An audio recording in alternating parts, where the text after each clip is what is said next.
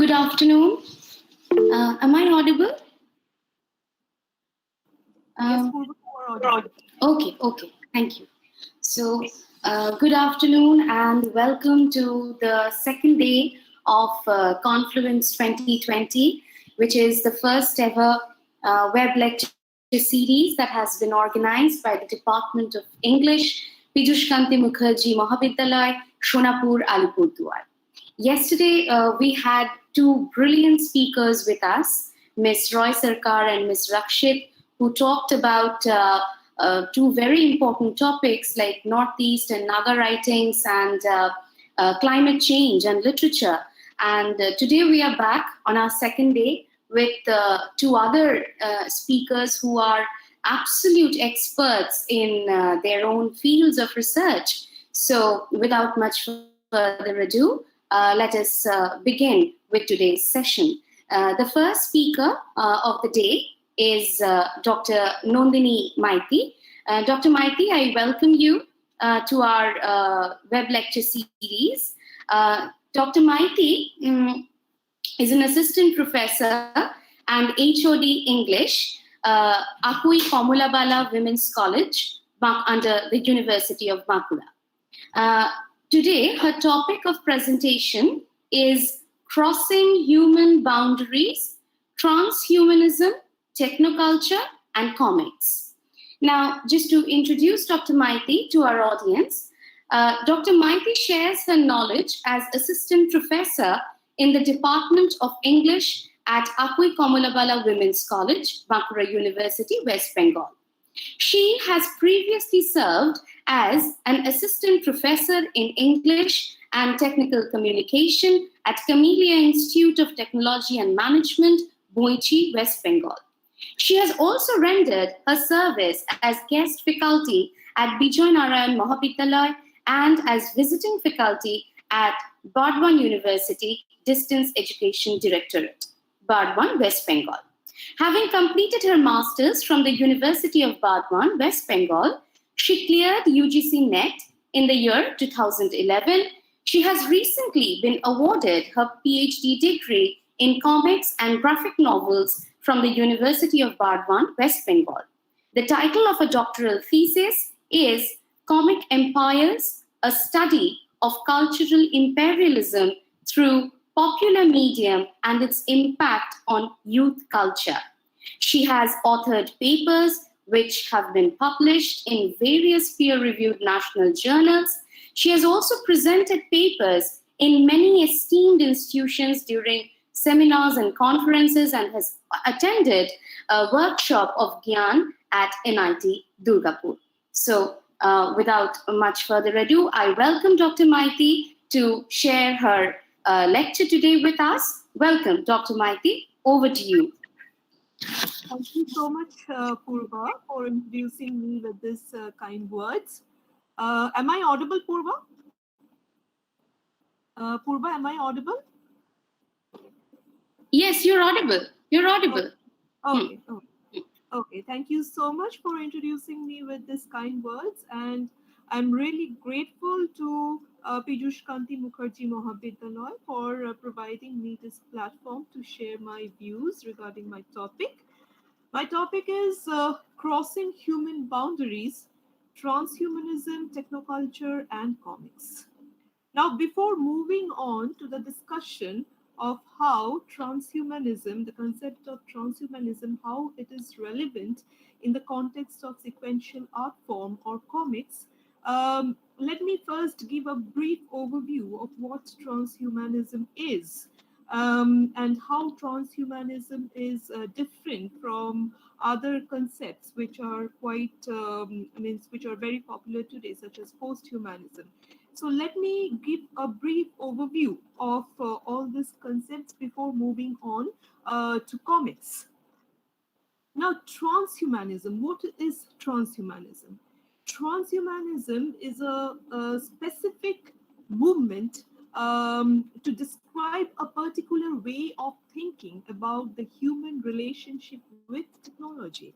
The World Transhumanist Association, which is also known as WTA, and it was founded by Nick Bostrom and David Pierce in the year 1998.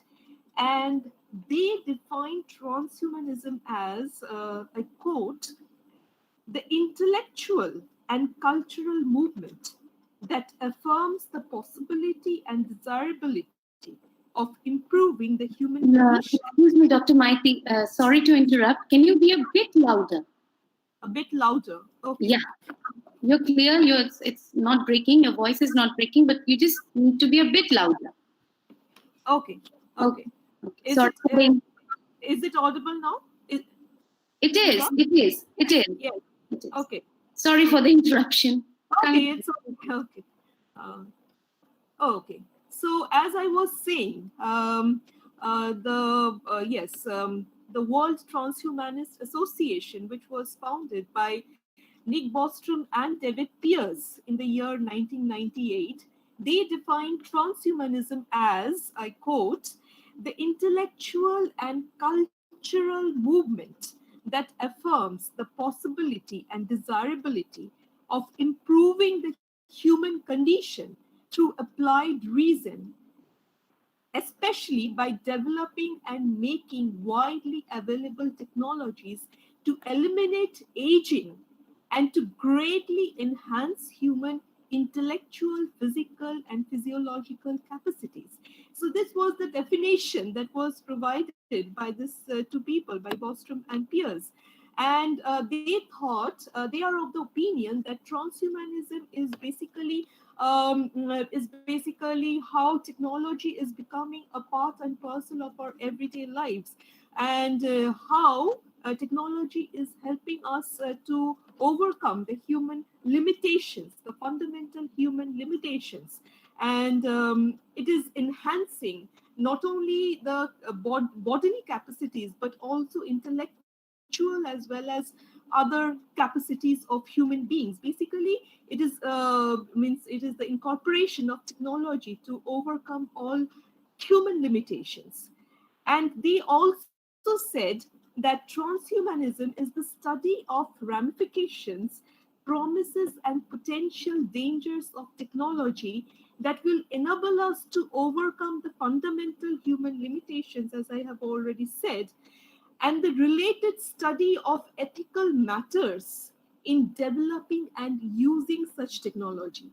So there are various controversies regarding the use of such transhumanist technologies in our everyday lives, because there are certain ethical matters which are related to it.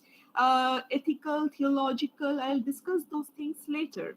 But these things about enhancing human capabilities it is a controversial topic. Till today, it is a controversial topic due to many reasons, which I'll discuss later. Okay, so reading about transhumanism brings in our mind certain stories or certain legends, mythologies, which we read as children. Now, reading about transhumanism triggers memories, the kind made from television and movie viewing and even science fiction reading.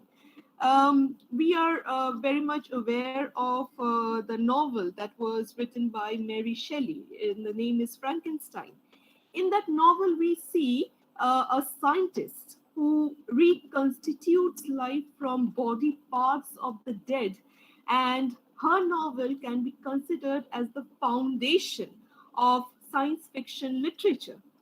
Now, since then, Frankenstein has become a pop culture shorthand for the perils of playing God or using science to exceed the bounds of nature.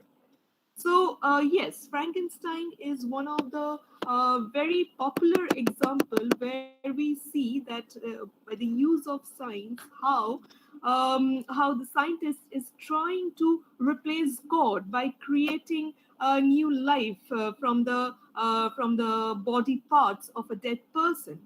Now, similarly, Nathaniel Hawthorne's The Birthmark and H.G. Wells' The Island of Dr. Moreau. This contains storyline about scientists who go too far all the novels are related to it. The scientists who are like playing with fire, they are conducting various experiments with science, and most of the times they overcome the limitations that are set. In the island of Dr. Moru commits atrocities to surgically create cross species, like animal human hybrids, and with extraordinary combination of ability. But we also see how those hybrids are ravaging nature, which means that it is an example of science gone bad. Now, in these stories, the scientists transgress the boundaries of nature and humanity that transhumanism likewise brings into question. Now, there are other Greek myths, so to say, which talks about similar things, and they regard that this they often view these things of transgressing the limitations as they relate it with hubris, excessive human pride, which brings about downfall. The quest to transcend our natural confines has long been viewed with ambivalence. However, it can be redefined in the concept of hubris. That some ambitions are off and will backfire if pursued. That is the motive, that is the moral behind those stories, behind those Greek myths. Now, those ancient Greeks exhibited this ambivalence in their mythology. Okay. As for example, we know the story of Prometheus, how Prometheus stole fire from Zeus and gave it to human, and thereby permanently improving the human condition. Now, yet for this act, he was severely punished by Zeus, as we all know. And the gods are written. I mean, so there is also another story which is quite similar, and it is the story of Daedalus. Daedalus was a clever engineer and artist who uses non-magical means to extend human capabilities. But in the end, we see that disaster ensues when his son Icarus ignores the parental warnings and fly too close to the sun, causing the waxen wings to melt. So, yes, the very issue of transhumanism or crossing human limits is often viewed with ambivalence because of obvious reasons, because often science is unpredictable. There are numerous experiments which are over which the scientists do not have any control. So it is often viewed with ambivalence because of the disastrous results, which happens very often. Now, talking of the history behind the emergence of transhumanism, transhumanism is a mere extension of the philosophical position that has existed for centuries, and a reference, of course, can be drawn from the works like Bertrand Russell's Icarus and the Future of Science, which was written in 1924. And of course, we also have Aldous Huxley's brother, who is Julian Huxley. He has written Religion Without Revelation, which was published in 1927. And it is in this very text that he introduced the term transhumanism. And this works paved the way for consideration of how humanity might be improved through technology. Now, the otherworldliness and the stale scholastic philosophy that dominated Europe during the Middle Ages, this gave way to a renewed intellectual vigor during the time of Renaissance. Now, we all know about Renaissance humanism. Renaissance humanism was the center of Renaissance humanism was human beings, the rational self of human beings, which is the source of all meaning. Human beings is the center of the universe. So, Renaissance humanism encouraged people to rely on their own observation and on their own judgments. And Renaissance humanism also created the ideal of a well rounded person, one who is highly developed in every way, say scientifically, morally, culturally, spiritually. Now, a landmark of this period is Pico della Mirandola's oration on the dignity of man, which was written in 1486 and which proclaims that man does not have a ready made form and is responsible for shaping himself. Now, let me show you what he says about how human beings can reshape themselves. Okay, just a moment.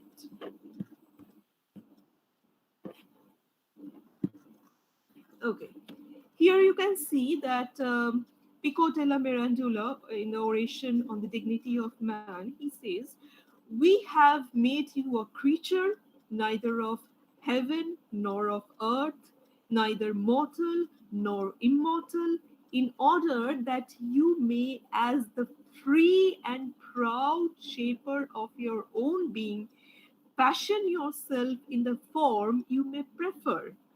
It will also be in your power to descend to the lower brutish forms of life. You will be able, through your own decision, to rise again to the superior orders whose life is divine." So he basically gave importance to the free will of individual, to the free will of human beings. If means they can use this free will to better themselves, they can use this free will to reshape themselves in whatever way they like. There is always the freedom to shape and reshape yourself at your own will. This was the concept that was provided by Pico della Mirandola.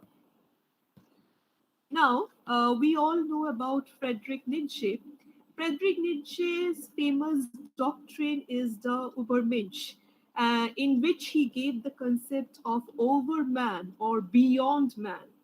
Now, what is over man or beyond man? What he says, let me read first what he says. "I teach you the overman. Man is something that shall be overcome. What have you done to overcome him? All beings so far have created something beyond themselves. And do you want to be the ebb of this great flood and even go back to the beast rather than overcome man?" So he Frederick Nietzsche basically is of the opinion, means his what he told in his doctrine of the Obermensch is forms the basis, forms the foundation of the concept of post-humanism, which means that man should go beyond his limits. Man should overcome his own self. He should go beyond his limits and try to reshape himself, try to reconfigure himself, and in this way man can enhance themselves to become superman or become overman.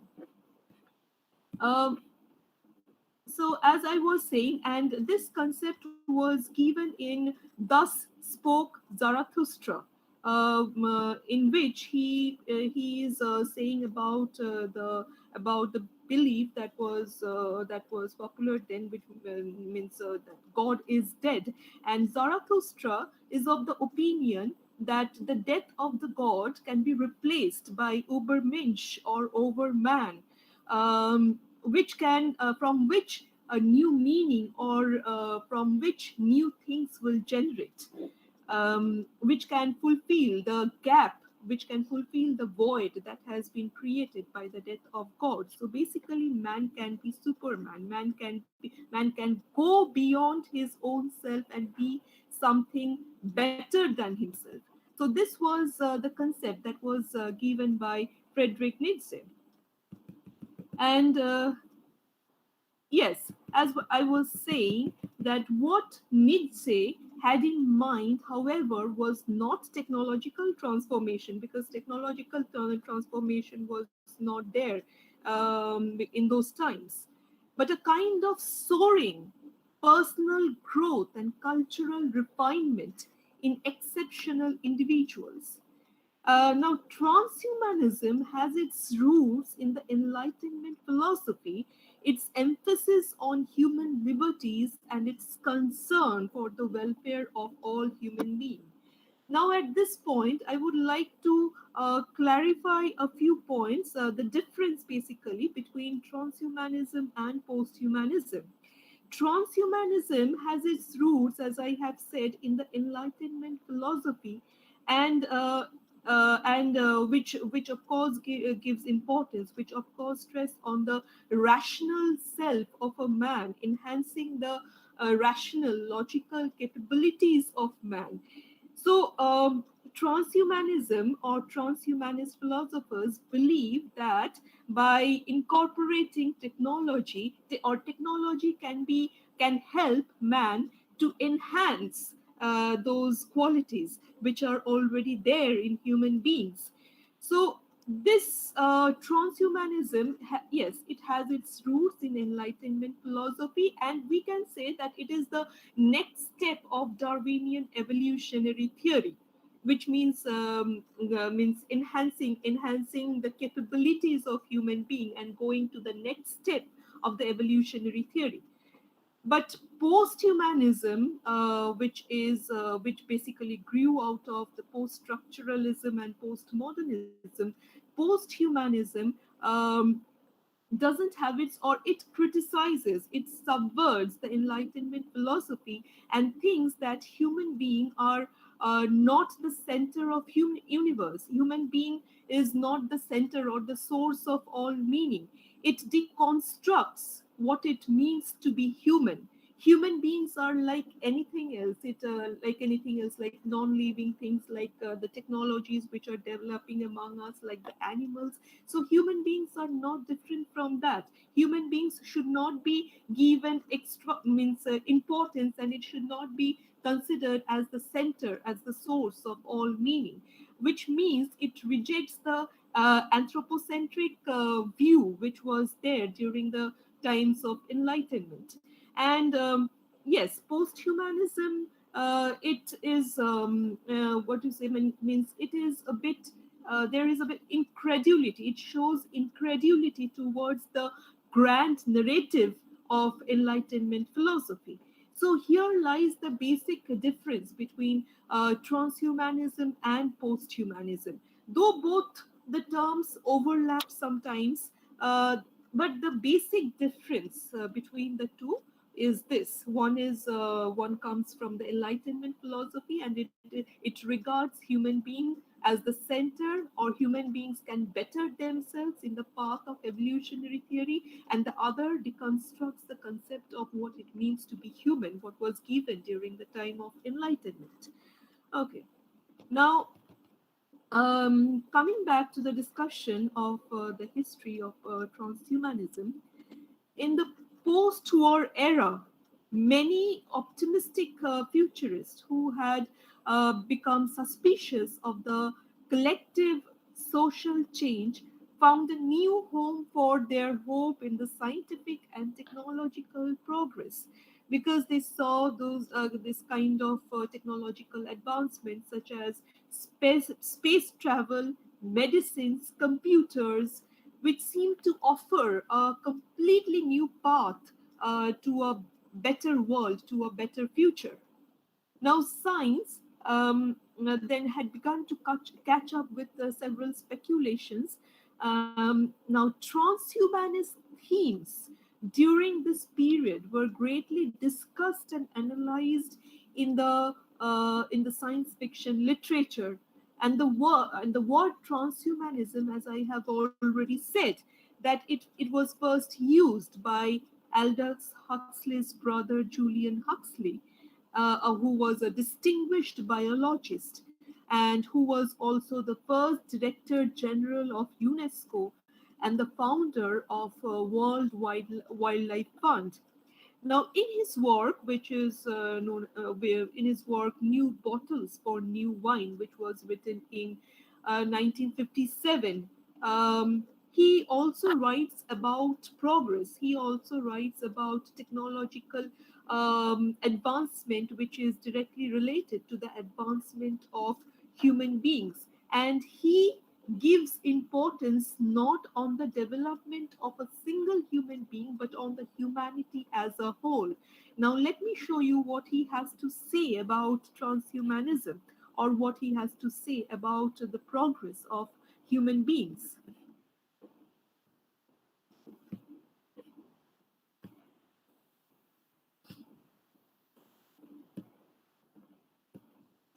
Okay. Here you can see that Aldous Huxley's brother, Julian Huxley, he says the human species can, if it wishes, transcend itself, not just sporadically, an individual here in one way, an individual there in another way, but in its entirety as humanity. We need a name for this new belief. Perhaps transhumanism will serve man remaining man, but transcending himself by realizing new possibilities of and for his human nature. So, as I have told you, that this he believes that this technological advancement, that this enhancement is not or should not be restricted to a particular individual, but it should be used to enhance the humanity as a whole, so that we can move towards a better future. Okay. This was the thing. This was the concept that was provided by Julian Huxley. Now, again, coming to the history of transhumanism, the 21st century has ushered in a redefinition of body by cybernetic and by biotechnological development, and the concept of human has been broadly challenged since then, while post-human and transhuman have become terms of philosophical and scientific inquiry. Now, physicality no longer represents the primary space for social interaction. As we can see in this webinar, we can see that we are interacting with each other through internet, and we are there is no means physicality is no longer the primary space over here. This academic Yes, this academic conversation or this academic session is taking place entirely through internet. And this was means this is the thing, the decentralization of the self into this virtual bodies and digital identities has turned Baudrillard's simulacra into ultimate hyper realities, as the growing issue of internet addiction seems to suggest. Now, yes, now we can see, we can see in today's world, human cloning has approached a bioethical dispute. Yes, the matter of human cloning has been a matter of controversy because of obvious reasons, and even surrogate motherhood is deconstructing the natural conception. Now, the semantic demarcation between, so to say, human and cyborgs has blurred. Now, this is very nicely described by Donna Haraway in his in her cyborg manifesto, where she talks about feminism, pluralistic feminism. So yes, where she shows that how the demarcating lines between humans and cyborgs are being blurred with the technological advancement. Now, on one side, we can see how technologies are becoming not a part of our everyday lives, but also our body parts. It is technology has become a part of our body. On one hand, we see electronic pacemakers, high tech prostheses, and plastic surgery have become accepted practices for body reconfiguration.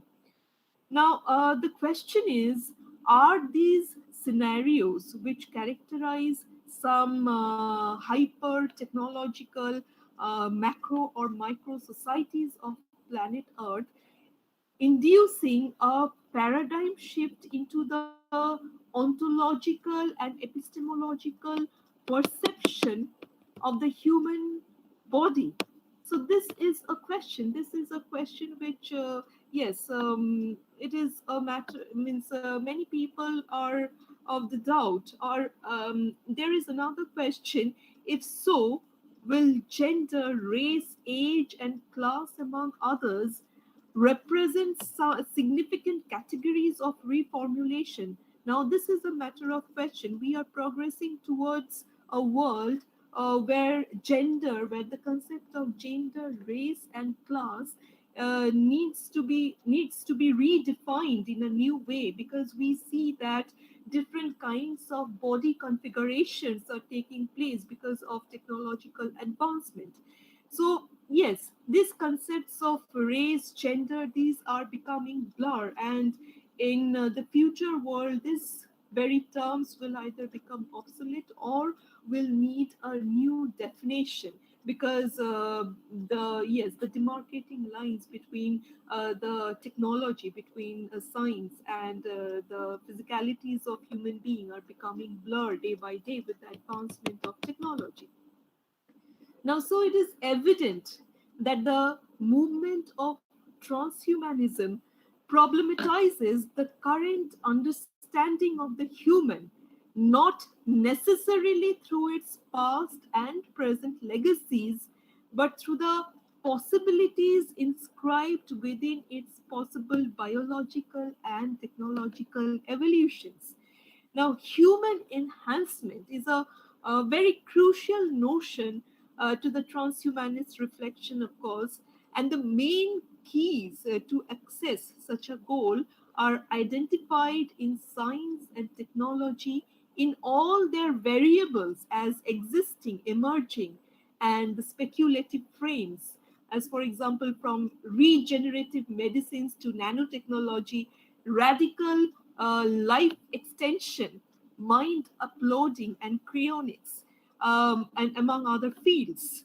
Suppose nanotech, organ transplant, which are happening in today's world, genetic engineering, prosthetics, cognitive and mood enhancing drugs, cloning, morphological freedom, anti aging medicines.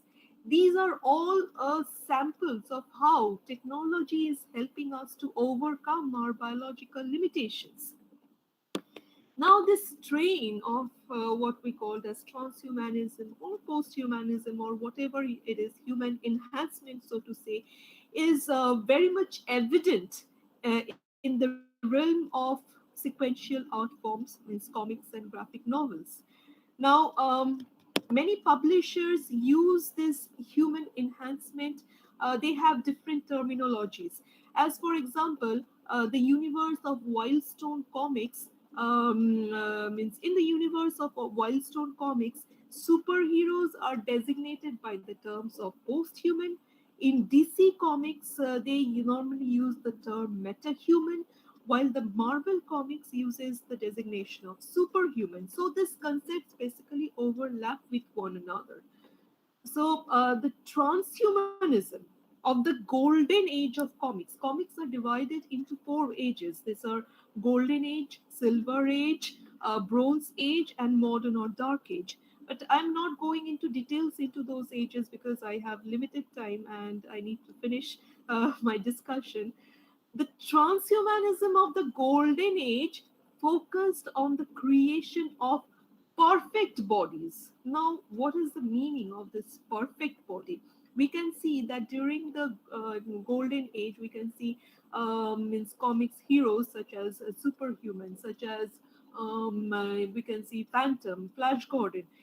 These superheroes are representative of superior race. Now, these perfect bodies, this concept is often related to the concept of eugenics, which means creation of a superior race.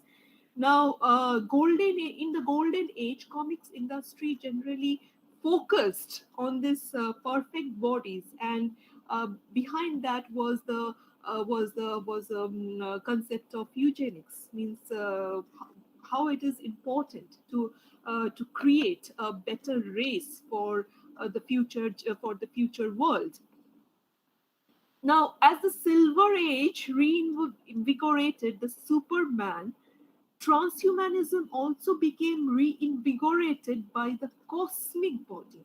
Now, what is cosmic body? During the Silver Age, we find that yes, there are technologies, there are many gadgets which are used by the superheroes, but there is also magic. There is also mysticism. Suppose, as for example, you have seen Thor, right?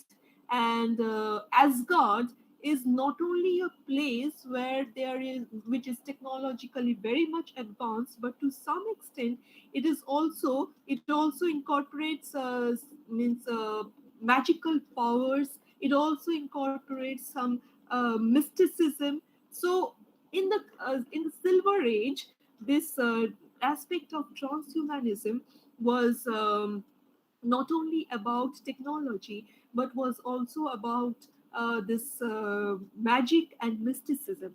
There are names of some of the superheroes, such as Dr. Occult, Dr. Strange. Now, these superheroes you can easily guess from the names that they are, of course, means they have some kind of magical powers. So that is the meaning of cosmic body, which became popular during the time of Silver Age. And by the time of the Dark Ages, the modern age, the discourse of transhumanism had also shifted to the military industrial body. Now, what is military industrial body? This I'll discuss a bit later when I'll give examples of the superheroes. Now, yes. Now, what is or how you can say that transhumanism is related or transhumanism is there in the world of comics? I take examples of some of the very popular superheroes. As for example, the problematics of transhumanism is evident in the superheroes, as suppose say Peter Parker Spider-Man, which is of course the representation of biological transhumanity. And Iron Man is unquestionably the representation of technological transhumanity, where Tony Stark means Tony Stark's alter ego is Iron Man, and Tony Stark is an irreversible cyborg. Now, this augmented superheroes, I have selected these augmented superheroes to show the rise of scientific and technological augmentation and their effect on our understanding of what is meant to be human, or the concept of human within the domain of sequential art form. Now, when we think about science changing people, our mind naturally go to a group of individuals who are being constantly bombarded by, say, gamma radiations, genetic mutagens, cybernetic interventions, and biological accelerations. Now, yes, of course, I am talking about superheroes, and superheroes is a kind of modern mythology.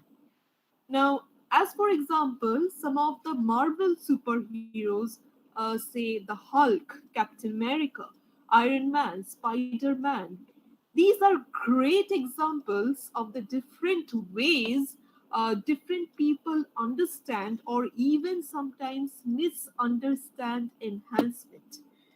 Now, while watching these superheroes, the question can come in our mind, will transhumanism make people into monsters or gods? Is science on the right track or out of control? These are the questions which will come to our mind when we go through these comics, because these comics are not always about superheroes. There are many super villains who have undergone this technological transformation, this technological enhancement. So yes, so there are cases, there are positive aspects as well as negative aspects about transhumanism. Now, one thing should be noted while going through these comics. Most of the comics are means they are created by the American comics industry. Now, in the United States, especially, it appears to be the case that interest in converging technologies, or so to say, transhumanist technologies, is largely driven by military and defense needs. Most of the superheroes are somewhat connected with the military and defense of America, and it is a kind of we can also say that these comics are a kind of American propaganda, championing the ways, or championing the American ways, championing the American uh, their values, their beliefs, and showing how they are military, how they are strong in their defense, how they are they are how they are technologically advanced.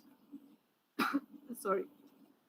Increasingly, however, this military and industrial interests are often merging.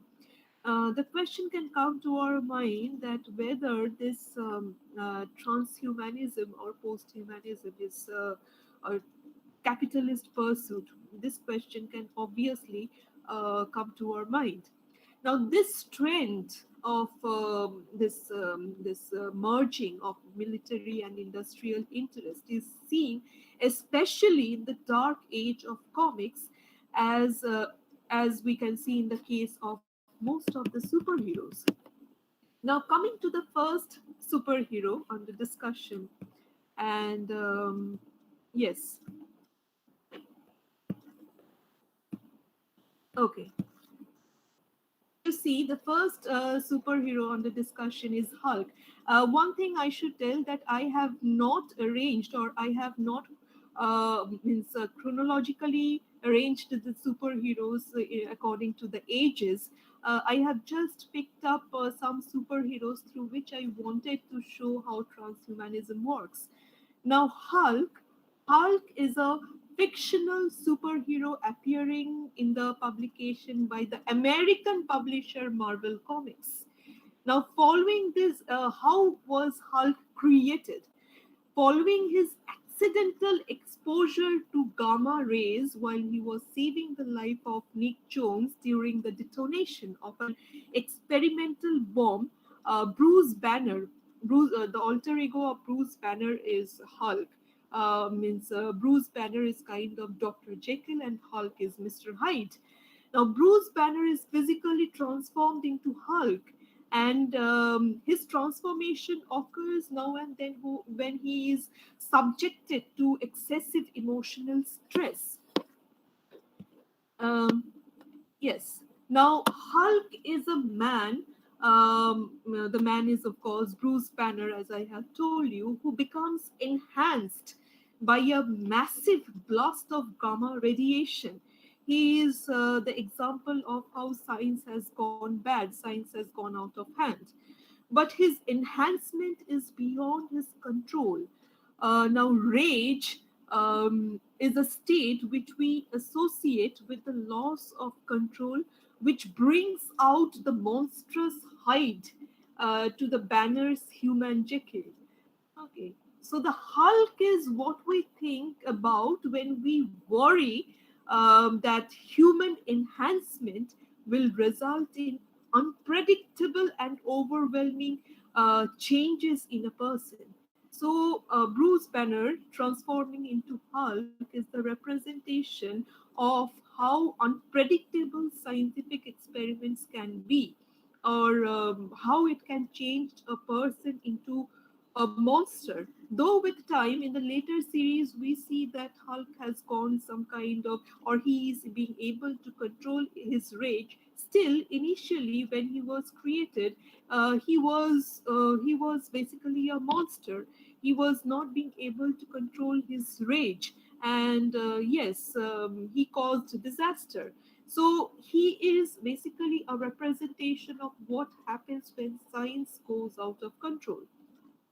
Now, Hulk, as generally portrayed, is far less intelligent than the human Banner. He is pure, he is a furious Id, smashing his way through any obstacle. Now, one fear that Hulk embodies, the idea that enhancement could change our basic biological limits such that our humanity falls by the wayside, leaving only a creature of incredible but inhuman power. Um, Now, unlike the other Avengers, Hulk often becomes inhuman when he is enhanced, which we can see in the Avenger movies. But this Banner's transformation into the Hulk is the result of an accident, as I have said. Now, instead of enhancement occurring because of a deliberate plan, the Hulk is a result of super science playing with fire and enhancement. From Hulk, we can easily guess that this enhancement, technological enhancement, will have a lot of unintended consequences, one of which may be the loss of humanity itself. Now, this is the matter of concern. The Hulk represents science that has gone out of control. The fear is that our pursuit of enhancement will make. Excuse me, Dr. Manti, Yes? can you make the presentation full screen?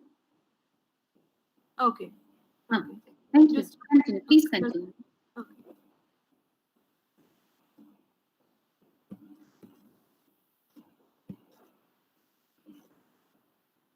Okay.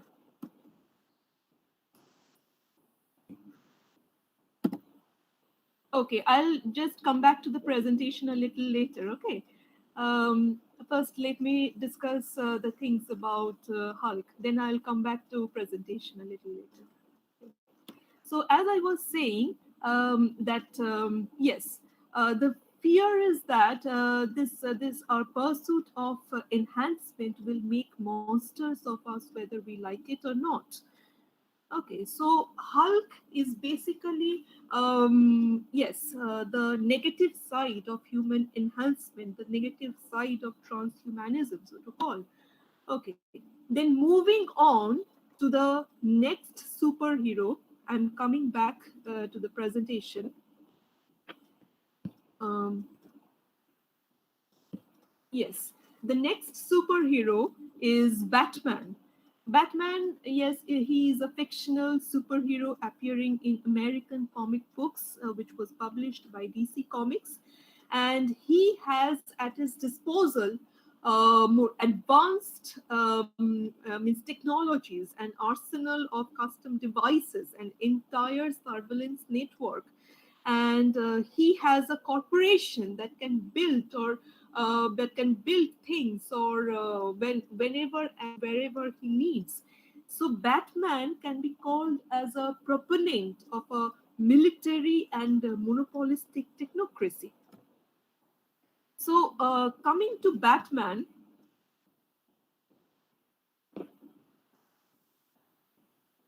okay. So coming to Batman, um, if we consider Batman, Batman is a superhero and a transhumanist, but he is unable to become transhuman.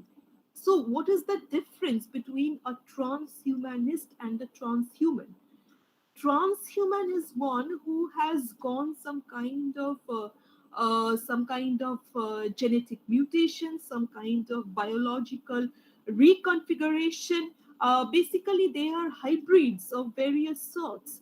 But Batman is a transhumanist in his actions because he is using some gadgets to he is not means going through any biological transformation. He is not going through any genetic mutation. Rather, he is super in his impossible maxing out of human potential. And he is a transhumanist in his self made effort to move beyond any limits he can. So, as I have said, that Batman represents the humanity's current stage. He is a proponent of the militant and monopolistic technocracy, but he is not a transhuman. He is a transhumanist in his action. He uses gadgets to push himself beyond means to push himself more, to become a ninja fighter, to he uses technologies to enhance his capabilities, but he is not undergoing any kind of reconfiguration. That is why he can be called as a transhumanist in his actions, but he is not a transhuman. Now, there are two ways one could significantly overcome the limits of biology. That is through external but integrated technology, or by altering biology itself. I give you two examples which will make this point clear. Iron Man and Spider Man together represents the two sides of this transhuman coin. Whereas Peter Parker's DNA is modified at the fundamental level by a Spider-Man's DNA. Okay, and it allows him superhuman or transhuman strength and ability, such as web slinging and wall crawling, and even a spidey sense. Now, let me come back to my presentation. Um,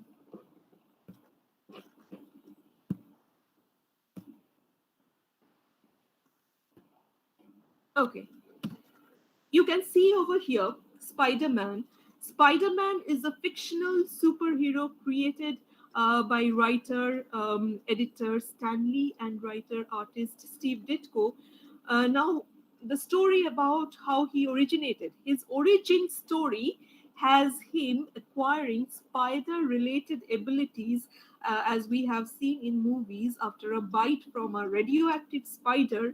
And these include clinging to surfaces, superhuman strength, now detecting dangers with his spidey senses, and he builds wrist mounted wave shooters devices that shoot artificial spider webbing of his own design. So Spider-Man, yes, Spider-Man, as what I was saying, Spider-Man has undergone a genetic, biological reconfiguration. So he is a transhuman. And yes, now despite Batman's intense training and physical prowess, Spider-Man is simply stronger. He is simply better, faster, because of his altered biology. He is a hybrid basically. He has undergone genetic mutation. One of the most interesting aspects of Spider-Man, when viewed in contrast with Batman, of course, is that no one is training Spider-Man to use his abilities. There is no Ducard or the League of Shadows, which we see in Batman, who are providing him with intense training. We cannot see these things in the case of Spider-Man.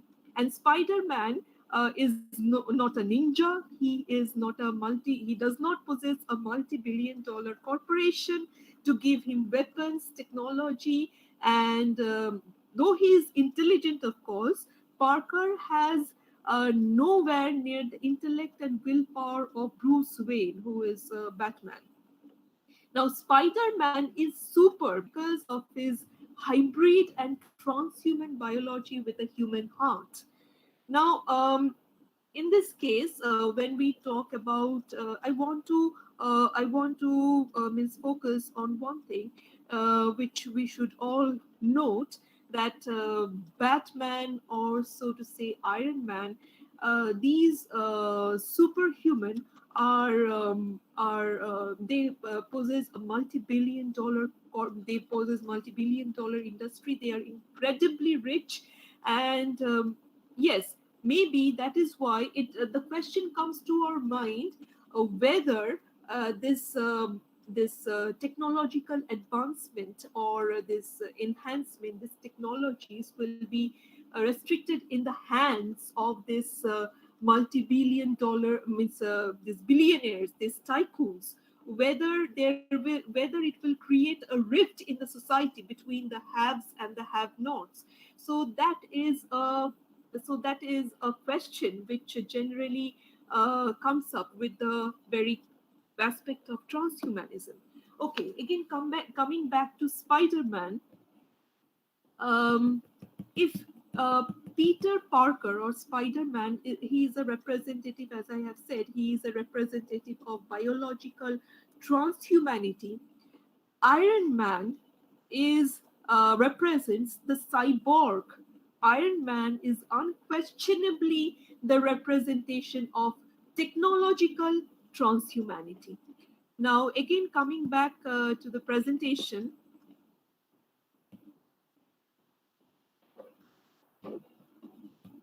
okay, here you can see,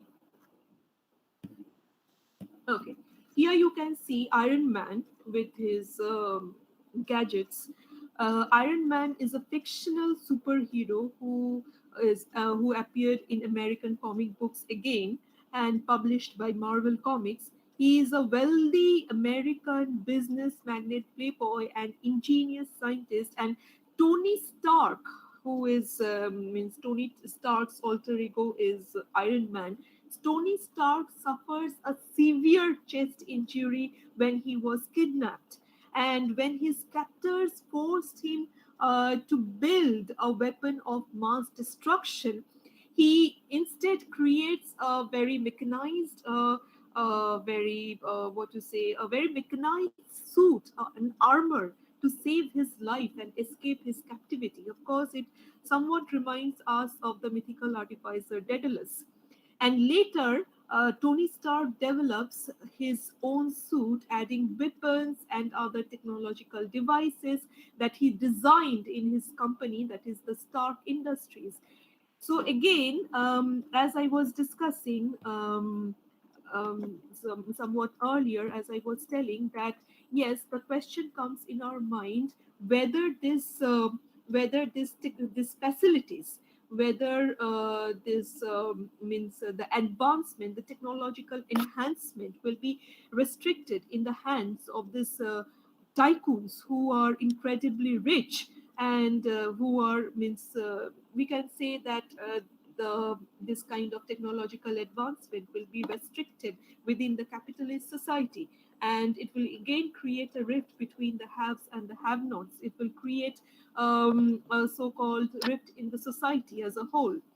Okay, so yes, as I was saying, coming back to Iron Man. Iron Man is, as I have said, the representative of technological transhumanity. Now, Tony Stark is an alcoholic genius who saves his own life by installing a reactor in his chest, and that also happens to power. He makes a mechanized exoskeletal war suit for himself.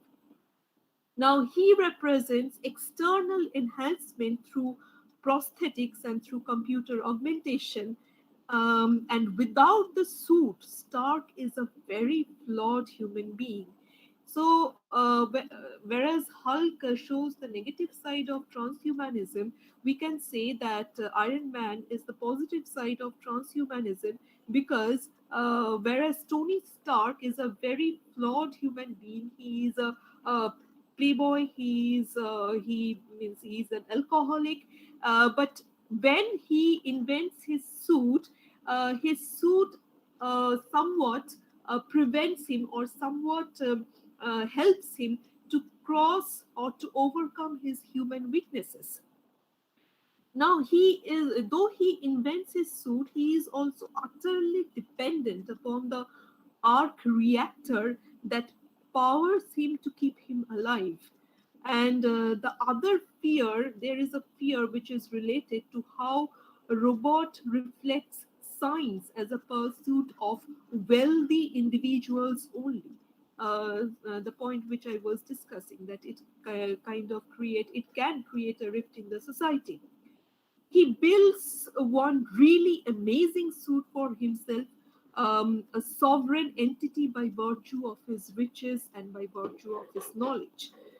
So Stark is basically a tycoon. He is one of the brilliant examples of technological transhumanism, and he is now yes. The question, I am again coming up with the question: transhumanism will be a capitalist pursuit in which we mechanically upgrade ourselves. So yes, it is a kind of concern for the society. Now, Tony Stark is the living embodiment of military industrial complex. Yes, as I was discussing, he was created for a particular purpose to create a weapon for mass destruction, and instead he builds a suit for himself. He's of course he has a industry of his own in which he creates his own gadgets, and he of course do it for military purposes to save the world of the evil, to rescue the world of all the evil, because he seems to be, or he seems to reject the warmongering for peacemaking by suppressing the evil in his country. Now, furthermore, his invention saves his life and enables him to move beyond his personal demons. And Tony Stark, or Iron Man, embodies the ideological divide between capitalism and communism. Yes, because he's basically a capitalist. He is the owner of an industry, and that is why he is being able to create such suit and such gadgets for himself, which not only keeps him alive but also helps him to get rid of all the evils in the society. Now, through his union with technology, Stark in the Iron Man suit exemplifies how technology can work in harmony with biology to improve and protect the still vulnerable body. So this is what we have in mind regarding transhumanism. This is the positive side of transhumanism which should be inculcated. Now, coming to another superhero, Captain America. Captain America is a soldier per se. Um, Now, let me come back to the presentation once again. Okay. So, Captain America. Captain America is a superhero appearing again in American comic books published by Marvel Comics, and he is created by the cartoonist Joe Simon and Jack Kirby. And Captain America is the alter ego of Steve Rogers, who was a frail young man, enhanced to the peak of human perfection by the experimental serum to aid the United States government's effort in World War II. So Captain America is also an example of the military industrial complex, because though he belongs to the golden age, he of course have a super body which is the representation of, or perfect body which is the representation of superior race. Still he have some traits of the military industrial complex which pervades the modern age, the dark age of the comics, because he was created primarily for war. He was created by the experimental serum in order to help the US government to suppress the evil, or to so that he can fight in World War II.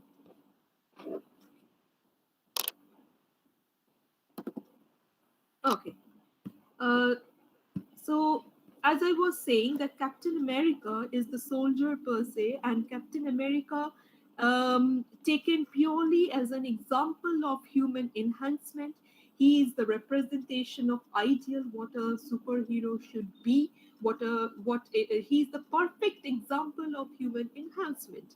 Now, he is slightly better than the best human in any category, because he has strength, he is smart, he can endure things. And as I have said, Captain America is the alter ego of Steve Rogers, who is a frail young man. And with the help of the experimental serum, he became a superhuman. He became Superman.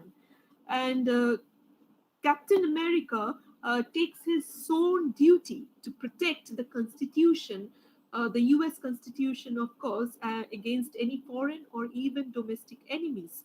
So, Captain America is the perfect representation of what enhancement or what human means, what transhumanism is.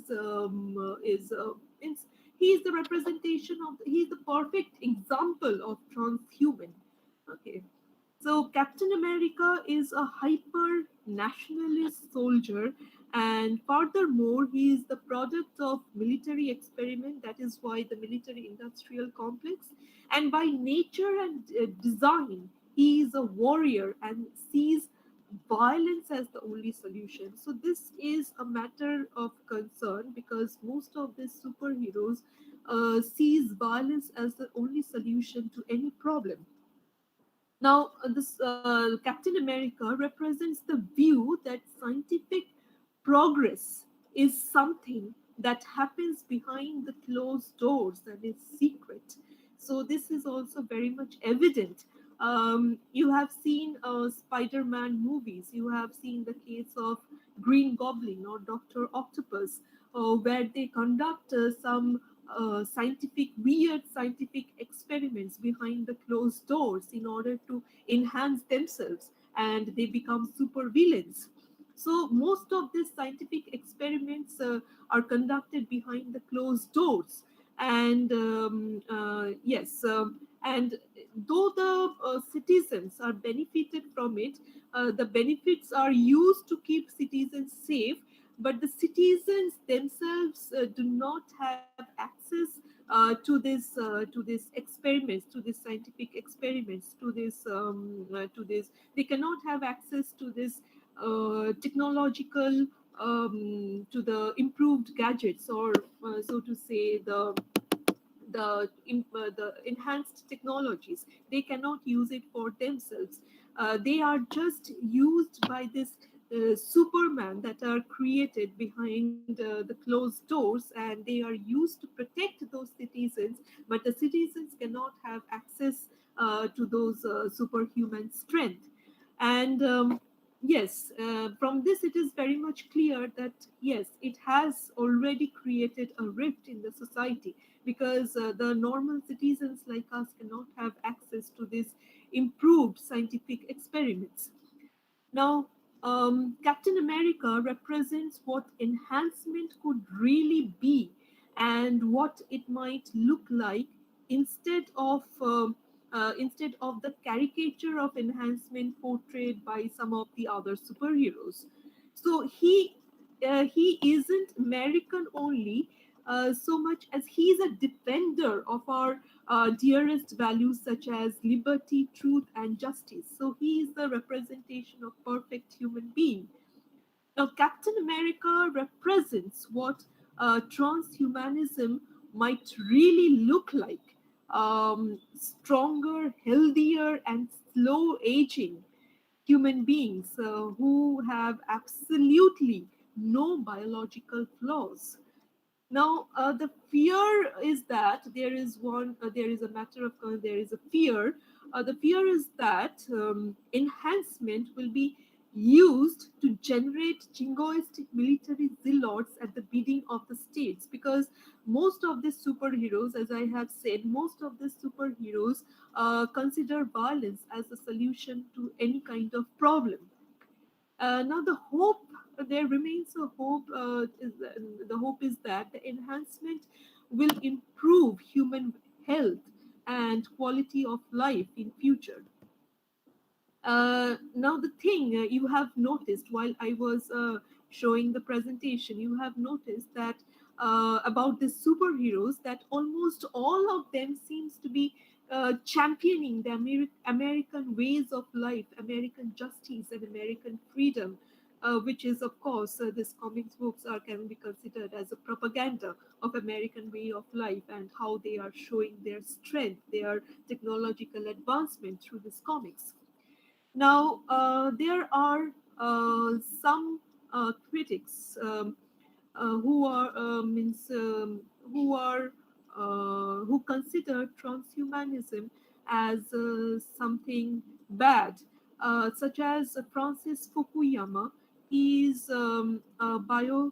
Uh, he is means what to say. He considers that um, science cannot means it cannot enhance human beings. Rather, human beings should realize the God in themselves. They should realize the presence of this God, the presence of the superpower in themselves, so that for their emancipation. So, Francis Fukuyama, in his book Our Post Human Future Consequences of Biotechnology Revolution, which was written in 2009, puts forth certain questions which are very much obvious. Do we become better people as we remove our restraints and as we move towards godhood? Should we assume that social ills subside if technologically driven wealth and well being increase for all? And the most important question is, will the future grow in spasms of certain uh, segments, widening the gaps between the haves and the have nots?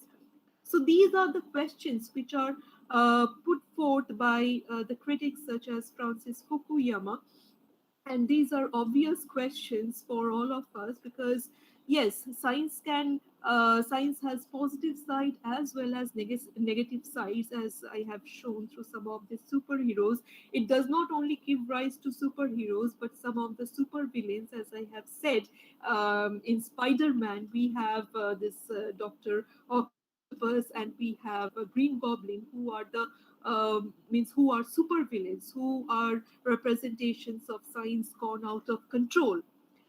So, but of course, this science, these technologies are becoming a part and parcel of our everyday lives, and in future, we can hope that that our future will be better because of this technological advancement, because of this technological progress, and people, our future generation, will use science for betterment and they will try to reduce or they will try to reject the negative aspects of science. They will try to cut off the negative aspects of science, and they will only take the positive aspects and will develop a better future for all of us. So this is a hope. This is we can say almost utopian, of course. This is a hope which we can dream of.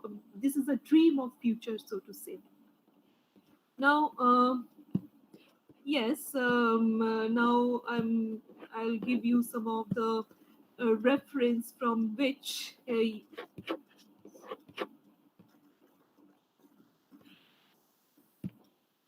okay. Now I'll give you some reference from which you can yes, the reference of some of the books. Please just please wait for a minute.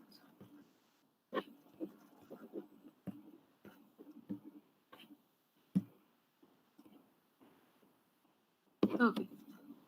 Here you can see that I have given the names of some of the books. You can go through these books if you want to know about post-humanism and how comics are post-humanism and transhumanism, and how sequential art form and the superheroes in these comics can very well explain these concepts with the representation of this of their this superhuman.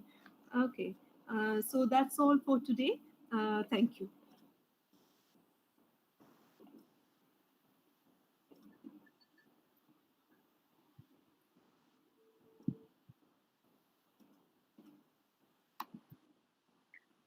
Thank you, Dr. Maiti. That was really a wonderful presentation, and how you have related this transhumanism, this idea of transhumanism, which is very much there, predominant in comic studies, and you have picked up those real issues of ethical issues, of class, race, gender, and all these things. So there's a little announcement. Since we are running a bit out of time, so we shall take the question answer sessions together at the end of this lecture. Okay. Would that be all right? Yes, of course. Okay, then without much ado, let me invite today's second speaker, who is, and it's really a great honor for me because he has been my teacher and my MPhil supervisor. So it's a great honor to host him today, Dr. Arnab Kumar Sinha, Assistant Professor, Department of English and Culture Studies, University of Burdwan. I welcome you, sir, to our web lecture. To introduce sir, Arnab Kumar Sinha, Assistant Professor. He has co-edited books, Indian books titled Indian Fiction in English, Mapping the Contemporary Literary Landscape, published in 2014, and Indian English Poetry and Drama, Changing Canons and Responses, published in 2019. He has published 18 articles and essays in several national and international journals and books, and also has presented more than 20 papers at national and international conferences. In 2019, he has received funding from German Association for Postcolonial Studies and visited University of Bremen, Germany, to present a paper at an international conference organized by the association. Sinha was invited by the Indian Institute of Advanced Studies, Simla, for presenting a paper at an international seminar organized by the IIAS in 2019. His upcoming publication is an essay on indentured diaspora, which will be published by Routledge, UK, in an edited volume on Kalapani crossings. So today, I welcome him, and he'll be speaking on exploring indentured diaspora, contemporary challenges, and new research perspectives. Over to you, sir. Thank you, Purva. Can you hear me? Yes, sir, I can hear you. Okay, so first of all, I would like to thank the authority, meaning obviously the college administration of PK Mahavidyalaya for inviting me, and obviously I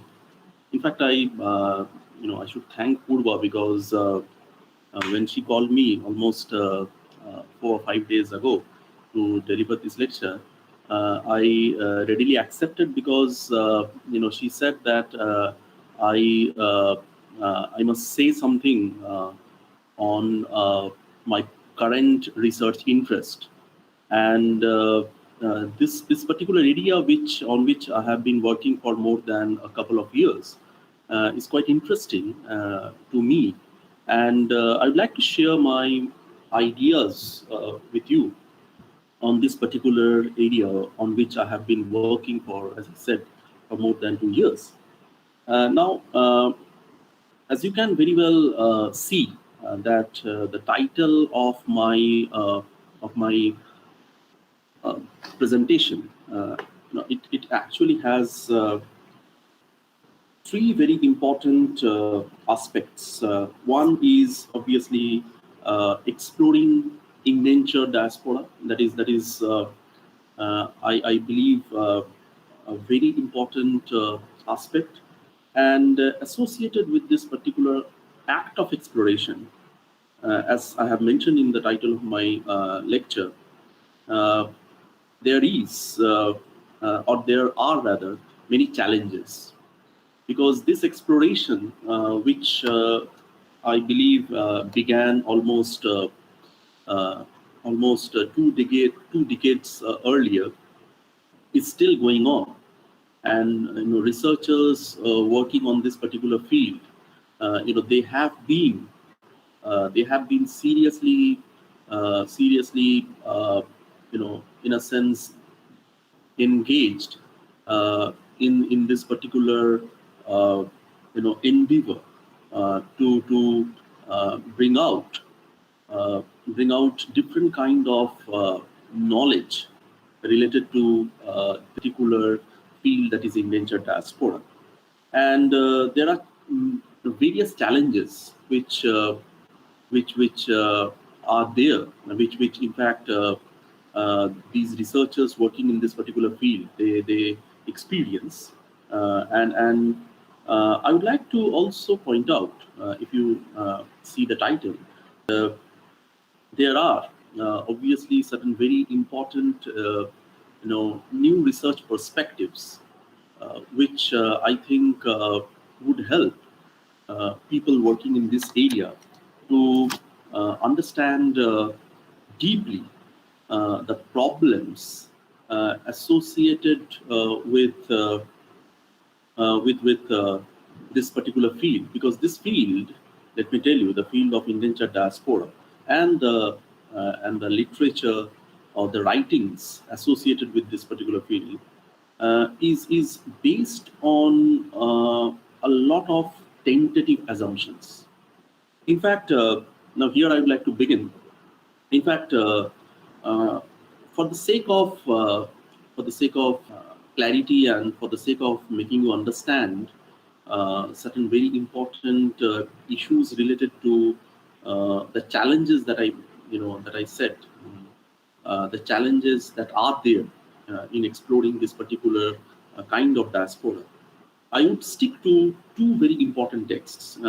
There are many texts, in fact, but I would like to stick to two very important texts. One is a text that was written in 2003, and these two texts, in fact, are well-known texts. The first one is Ramabai Espinet's "The Swinging Bridge." It was published in 2003, and the next one that I would like to deal with is Peggy Mohan's "Jahajin." Uh, Ramabai Espinet and Peggy Mohan, they both are Indo-Trinidadian authors, and they both, in fact, are descendants of the indentured, workers. Meaning, Ramabai Espinet's ancestors, they were indentured laborers, and Peggy Mohan's ancestors, they were also, they both have attempted to express in their, texts. The text I have mentioned, Espinet's text is "The Swinging Bridge," published in 2003, and Mohan's text is "Jahajin," published in 2007. In both these texts, they have mentioned, or rather, I would say, expressed their journey, or rather, I would say, they have, in a sense, presented their journey, and this journey is a quite unique kind of a journey, because both these authors, who happen to be the descendants of indentured workers, they have attempted to explore, that kind of history which is not written. Now, these authors, who happen to be the descendants of the indentured workers, they are not only authors, but as you see, they are also researchers. And as researchers, they have made very serious attempts to explore, that history which is almost forgotten. Now, as we all know, there are certain facts associated with indentured diaspora which I won't like to discuss too much in detail, because discussing that would be again a kind of a digression, and also would would in a sense make me, in a sense, go to a different area, which I won't like to go right at this point of time, because I have just 1 hour. So the indenture history, as we all know, the indenture diaspora history, it all began in the 19th century, and it began mainly after the abolition of slavery, because the European colonizers, they felt after, obviously this this slavery, African slavery, or the slave trade was over, or it was abolished. They felt that a new kind of a system must be introduced, so that they can fill in the shortage of labor in the plantation fields. So South Asia, therefore, was that kind of a location where the European colonizers mainly concentrated after the abolition of African slavery, and laborers from China, India, Sri Lanka, and many other places, they were transported to different colonial plantation fields to work there under a system of indentureship. Indentureship is a kind of a I would say a contract-based work, where these laborers who were appointed by the colonial agents, they used to sign on a document, and usually the contract in most of the cases was for 5 years.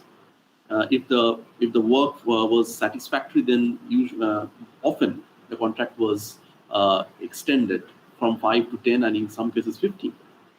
So these laborers who went from different South Asian countries and worked in the plantation fields, and in most of the cases, as the history suggests, or as the history shows us, the laborers, could never come back to their homeland.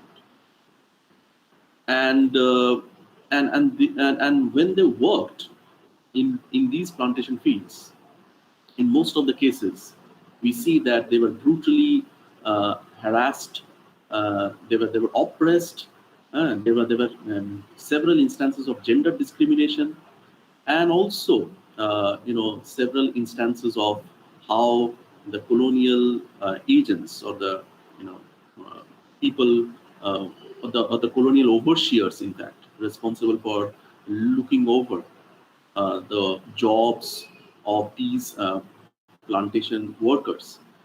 How they used to maltreat these people. So in most of the cases, these people could never come back to their homeland, and they, they settle, in fact, in places like Trinidad, in places like Fiji, Guyana, South Africa, all such places where the colonizers sought for labor. Now, what is quite interesting is the fact that this history, the history of their journey from their country to these places, and obviously the experiences that they had while working on these plantation fields. These experiences, they are not documented. If we look at the colonial archives, we only get to know, or we only get hold of certain passes, passes that were issued to these people before they boarded on the ship, or some other insignificant documents, which apparently are of no use.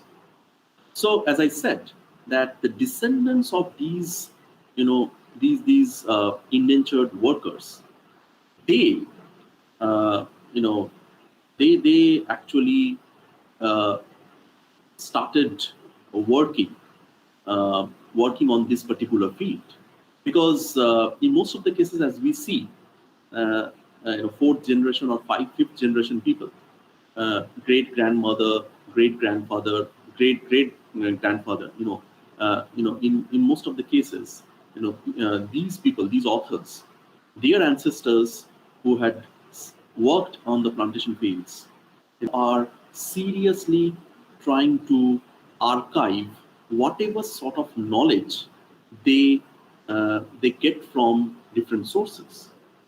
Now, what is quite interesting is the fact that people like Espinet and Mohan, who were indentured laborers, try to embark on a kind of a journey.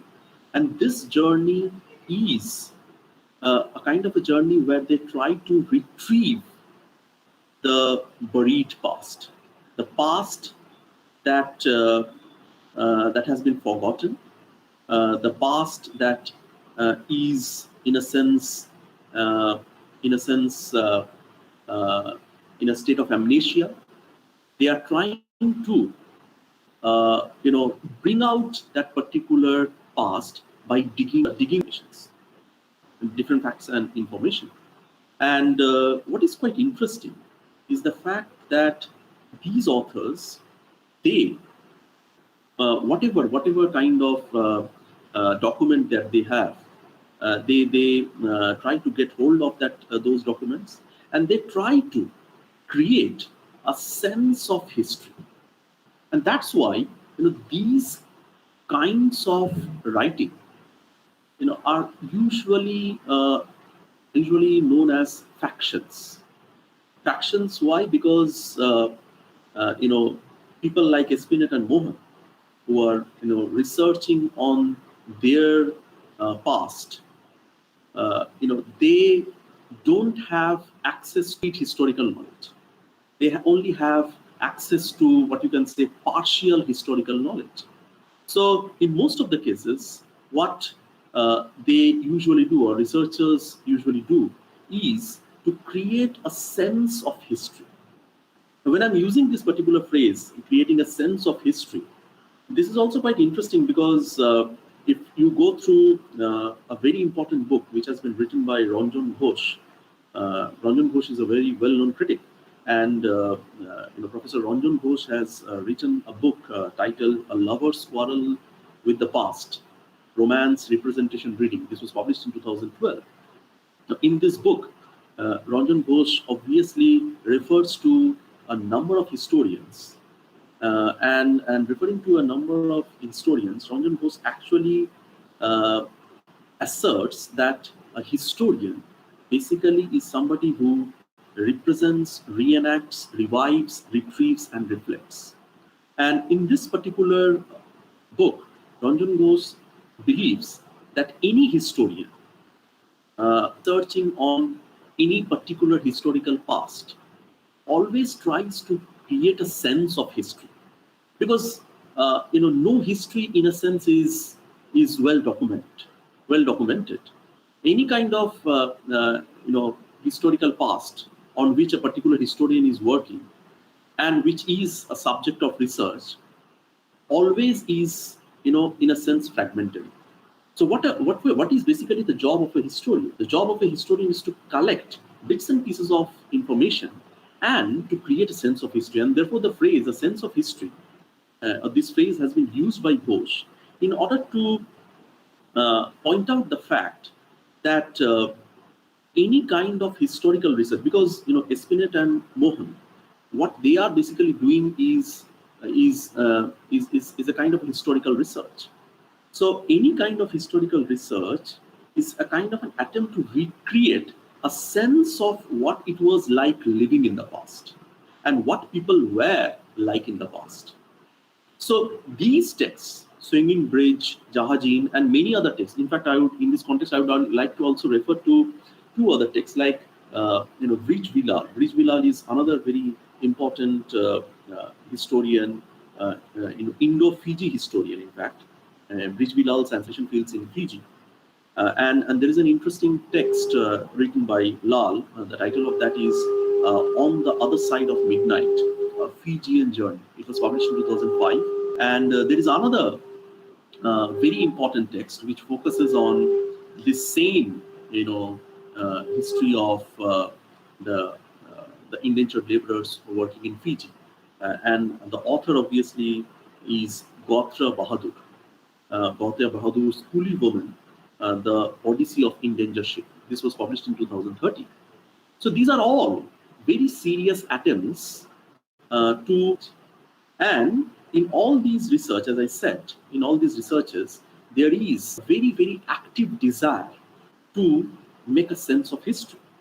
Now, Espinet's and Mohan's work, I would like to point out, their works are important also from the point of view of the fact that these works cannot be, in a sense, generically defined.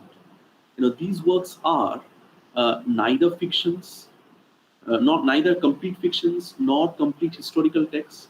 I would like to use a particular term that Rich Bilal uses: faction, fact plus fiction. Partly fiction, partly, obviously, as I said, partly based on facts.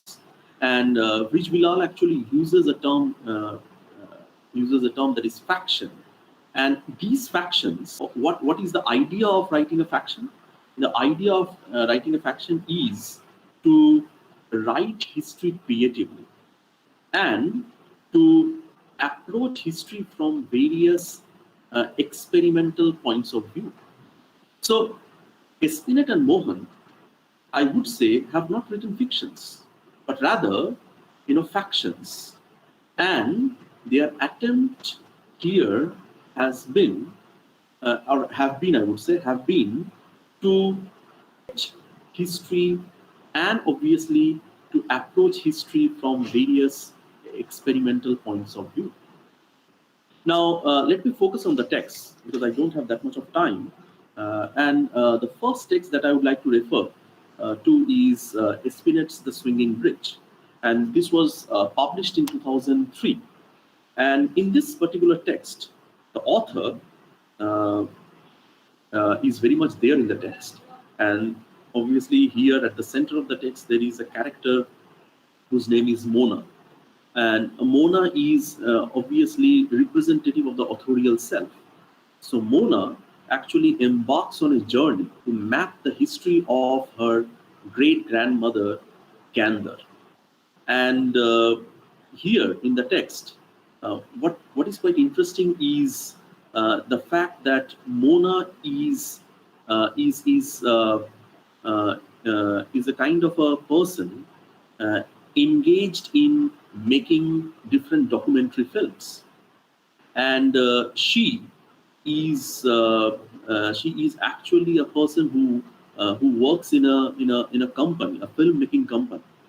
So she is in Canada, and from Canada, Mona flies to Trinidad, where her great grandmother once lived. And she, in the text, as we see, she conducts an extensive research, obviously visiting the house where Gander lived, and obviously getting access to all the necessary documents that are associated with Gander. And after obviously getting hold of all the documents and all the different stories associated with Gander's life, because she also meets people who were close to Gander, meaning those people who were close to Gander and the descendants of those people who were close to Gander. They tell different stories to Mona.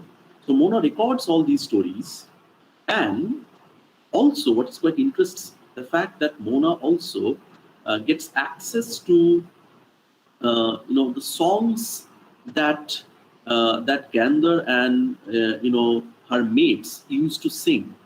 Now these songs that Mona actually gets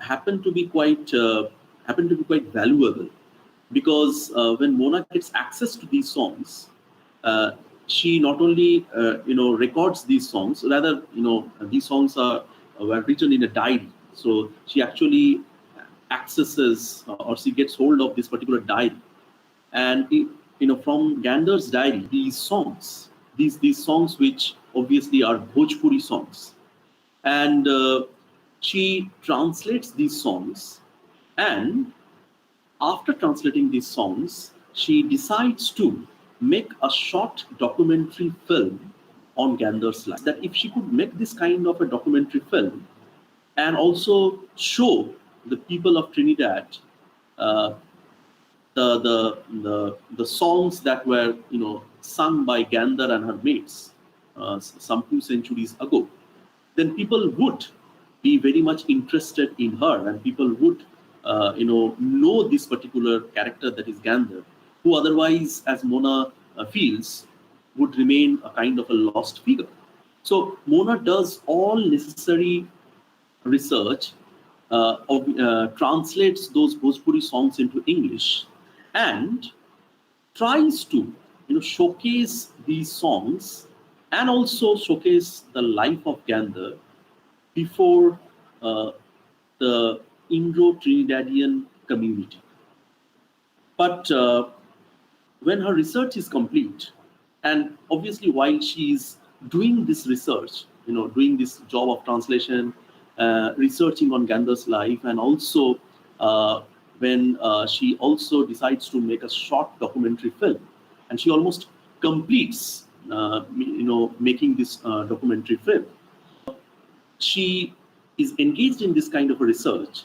In the text, she reveals her excitement, because this research is a kind of a research where she slowly becomes acquainted with that kind of past which had been lost, and this past somehow makes her feel how she is slowly getting connected to her roots.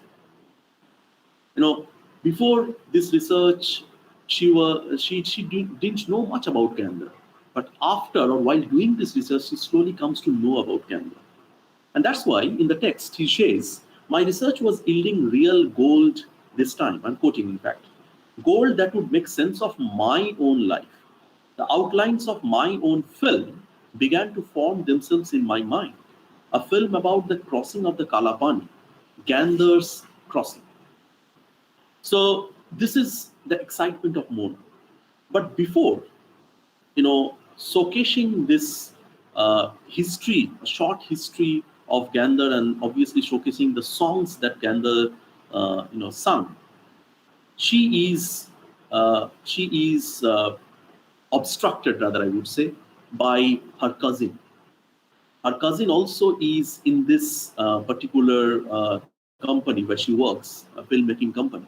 And before this particular film, short documentary film, is ready to be telecasted, she is warned about the possible consequences of showing this kind of a film to the Indo, showing this kind of a film before the Indo-Trinidadian community, because Gander's history is the history of a single woman traveling all alone from India to Trinidad.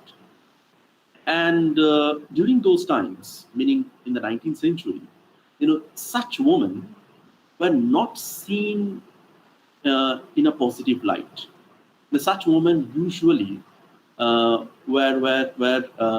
prostitutes, or women who didn't have family. So a single woman traveling all alone from India to Trinidad without the support of family, that would somehow harm the heritage of the Indo-Trinidadian community that lives in Trinidad in the present time. Just mark that this knowledge which Mona actually has created, and this knowledge which is the outcome of a serious investigative research, is not allowed to be showcased, because that would be a kind of a problem in terms of conceptualizing,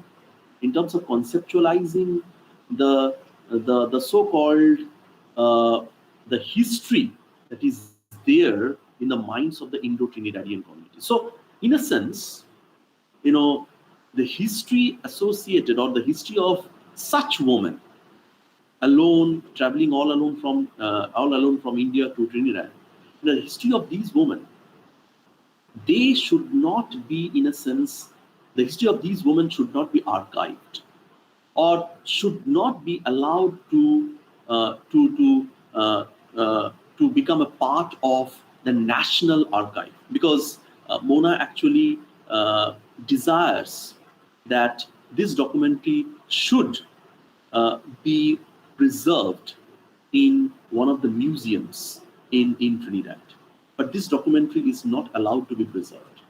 And just mark the cautionary note of her cousin, who also is very much in this filmmaking project.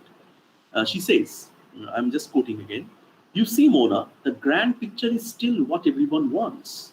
The righteous Indian family, intact, coming across the Kalapani together. Like the way migration is presented today.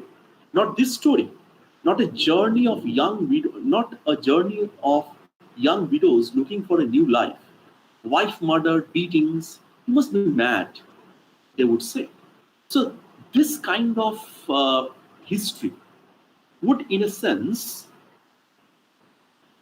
disturb the so-called uh, the minds of the Indo-Trinidadians. They won't accept this history. So her cousin's suggestion is this, that she must keep this knowledge out of the National Archive. So here, I would like to draw your attention to the very politics of archiving.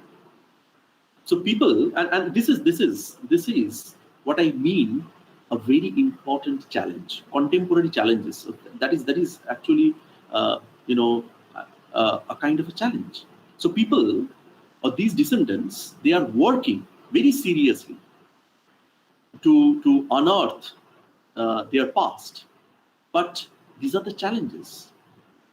And when these valuable documents, or I would say these valuable knowledges, they are being, when people or these descendants are trying to, foreground these knowledges are not being allowed to be showcased.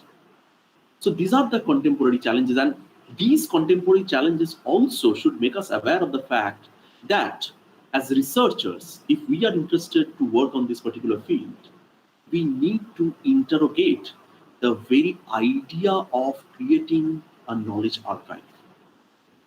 Because research in this particular field, in the field of indentured diaspora, is mainly based on the idea of archiving. So who is archiving what, and what is being archived and what is not being archived? Is archive a dependable source? And whatever archive that we find in relation to the history of indentured diaspora, can we totally depend on it? So new research perspectives on this particular area should make us aware of the politics of archiving. And in connection with this, obviously, I would like to focus on the next text. I've just shortly referred to Espinet's The Swimming Bridge, because, as I said, I don't have that much of time. But my attempt has been to make you aware of the fact that the archive associated with indentured diaspora is highly politicized, is very importantly dominated by various factors associated with representational politics. Now, the next text that I would like to refer to is Peggy Mohan's Jahaji, and this also is a similar kind of a text, like the text of Espinet. And here again, you find that the author Peggy Mohan, is researching is in fact he or she is not researching on somebody who happens to be her ancestor, but rather she is a researcher working in University of Michigan, and she has a very important interest on sociolinguistics. So therefore, from America, she migrates to Trinidad, and for the purpose of her research work, actually, she is conducting an extensive research work uh, the on the sociolinguistics uh, sociolinguistics aspects or the sociolinguistics dimensions or the perspectives associated with the use of Bhojpuri. So therefore, she migrates from America to Trinidad and conducts an extensive research on those women. In fact, on those women who actually use this Bhojpuri dialect. And in this particular text, she as you find that as a researcher, she records the Bhojpuri, the Bhojpuri dialect spoken by numerous women living in Trinidad. And after recording their voices, after recording, the conversations that these women actually, make, she then translates these Bhojpuri, dialect into English, and and she feels really excited because she feels that this particular research that she is doing will provide a very important angle or very important perspective on how women living in Trinidad use or speak the Bhojpuri dialect, because her interest mainly is on the female speakers, and female speakers who speak in Bhojpuri. So Mohan actually is interested in exploring this particular field. So after recording the voices, or rather the conversations of these women, she then goes to India. She then goes to India, and obviously, as you can very well understand, that before going to India, she conducts an extensive research on the Indo-Trinidadian community, particularly the women belonging to the Indo-Trinidadian community living in Trinidad. And after conducting an extensive research on their life, how these women are living right now, and who were their ancestors, meaning their maternal grandmother, and obviously their female ancestors, what kind of Bhojpuri they used to speak, and how the language or the dialect, the Bhojpuri dialect that these their ancestors spoke, and how that dialect has now evolved, and how the female speakers of Bhojpuri, they are now using the Bhojpuri dialect. So she not only conducts an extensive research on the present speakers of Bhojpuri dialect, but also the speakers who spoke in the past, meaning the ancestors of these women, the female ancestors of these women. So she, in a way, creates a kind of a linguistic archive where the focus is mainly on the female speakers, how they use or they have been using this particular dialect in Trinidad. And then, as you find that in the text, Mohan goes to India, and obviously she goes to Patna, because Bihar is that particular state where people uh, usually speak Bihar, and obviously some other states in North India where people usually speak this particular dialect. And she goes to Patna basically because in Patna there is a research institute, a linguistic research institute, where she hopes to present her work. and she goes to this particular linguistic institute, and there she meets with various researchers who are working on one Bhojpuri dialect. Now, when she visits this particular linguistic institute and and meets with the scholars, she finds that people in Patna are not interested to know anything from her. People here are only interested in exploring the Bhojpuri dialect spoken by men. So here, when she comes to Patna and meets with the various teachers, she realizes that here also the kind of archive that has been built or the kind of archive that has been constructed is highly gendered. Women speakers of women speakers of Bhojpuri or Bhojpuri women speakers, their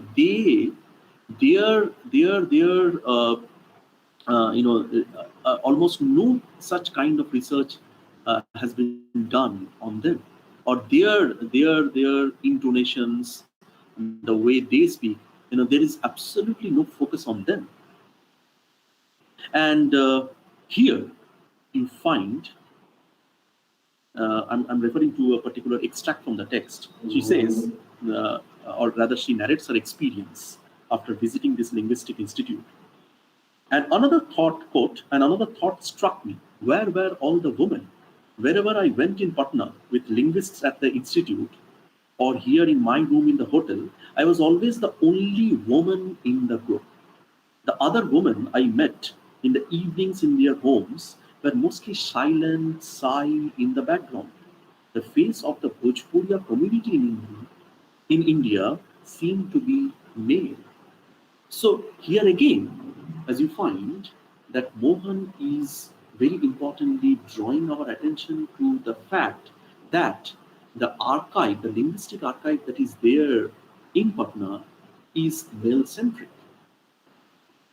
All serious research works have been done on male Bhojpuri speakers, and she's quite she's quite surprised by the fact that nobody in Patna is interested to accept her knowledge. She is in a sense marginalized, and her research work is not allowed to be presented.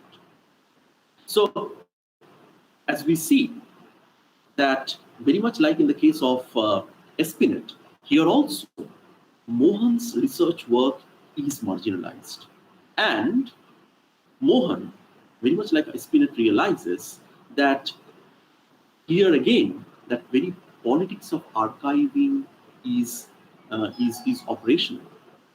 So, in a sense, therefore, these two texts, and there are other texts also, where the narratives similarly focus on this very important aspect of politics of archiving.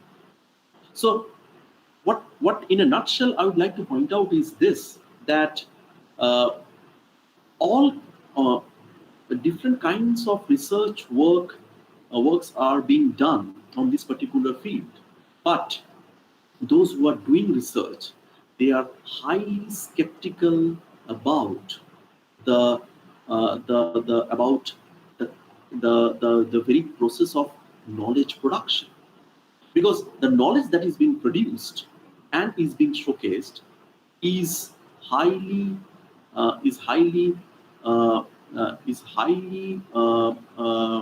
problematic, because it does not intend to include all kinds of knowledges. It only intends to showcase certain very specific kinds of knowledge, which would be acceptable to a particular community. So, in Espinet's case, that knowledge is being archived, which would be acceptable to the Indo-Trinidadian community. And in the case of obviously Mohan, that knowledge is being archived, which would be acceptable to the so-called the Bhojpuri community, or the community of researchers doing different kind of research on Bhojpuri on Bhojpuri dialect in Patna or in Bihar. So in this way, you know, we, as we find here, we are being made aware of the politics of representation and also the politics of archiving. And also, what is quite significant is the fact that these texts very importantly interrogate the idea of creating an archive. An archive, as we all know, is a kind. In fact, I don't have that much of time to focus on the theoretical dimensions of archive, but I'm just speaking in general terms that archive obviously is a kind of a system of knowledge. But this system of knowledge, as these researchers are trying to point out, is highly problematic because they are, Mohan and Espinet, they are actually interrogating the system. Who is making this system of knowledge, or who is creating this system of knowledge? And whether this system of knowledge accepts alternative knowledge, knowledge that has not been archived or has not been allowed to archive. So, in a sense, they are challenging the knowledge archive. And they are, in a sense, these texts are, in a sense, pleading for the inclusion of these minor kinds of knowledges, apparently minor kinds of knowledge, into the system of archive. These knowledges must be archived, otherwise their history, the history of these indentured laborers, would be completely erased. Now, I would like to end my discussion by referring to a very important book which was published in 2018. And I'm referring to this book because this book, I believe, is a very great initiative, a very, very important initiative rather, because here, I believe, this particular problem of or the politics of archiving has been, in a sense, neglected, or the very idea of archiving has not been taken into consideration. Rather, this book, tries to present before us the different kinds of researches that have been done by the scholars in the field of indentured diaspora. So this book is titled "We Mark Your Memory." Now, I'm giving you the full title, and then I shall explain. "We Mark Your Memory: Writing from the Descendants of Indenture." This book was published in 2018, and this book is an edited volume, and it has been jointly edited by David Dabidin, Maria del Pilar Caladin, and Tina K. Ramnarayan. Now, we, the title, or the pronoun "we" in the title, actually is indicative of the descendants of the indentured diaspora. And "your," the determiner "your," refers to, obviously, the indentured workers. So this "we," meaning the people of the present generation, they are marking their memory. Now, this book is interesting because here, quite interestingly, we find 28 different narratives. 28 different narratives presented by 28 different researchers working working on the field of indentured diaspora, and they have presented their case studies in the form of either a poem, in the form of either a short novel, or a novella, or a short story, or some kind of creative work. So this conglomeration of or association of almost there are almost 30 authors, in fact 30 authors who have come together, and in the introduction of this particular book, uh, the editors say that this book is the outcome of an association that was created uh, because of the coming together of 30 different Commonwealth writers. So 30 Commonwealth writers, they have come together and presented their research work in the form of different case studies. And this book, which is a very voluminous book, is important because here these case studies draw our attention to, or make us aware of the kind of the very the kind of research that has been done by these 30 different authors. And what is quite interesting is the fact that how these people, these writers, these 30 different writers who are a part of this Commonwealth Writers Association, they are trying to present their work before the public, right? And here, obviously, as you find that no publisher is there, because the book has been published by, the copyright of the book is of the Commonwealth of, of the, of this Commonwealth Association of Writers. So as there is no publisher, there is no such, politics involved. Every author is free to present his or her work. So this book, therefore, is important because many authors who otherwise would not have been able to archive their work in a very conventional sense, they these authors have been able to produce or present their work before the public. So this book, therefore, is a very, very genuine contribution to the field of indentured diaspora. And it, in a sense, is a kind of a response. This book is a kind of a response to the problem associated with the politics of archiving. So if there is this problem, the solution to this problem has been offered by the editors of this particular book, because they've allowed these authors to express their or to showcase their research in their own way without any kind of intervention, without any kind of interference, without any kind of academic interference. And that's why, this kind of a book, I believe, is a marker of a new kind of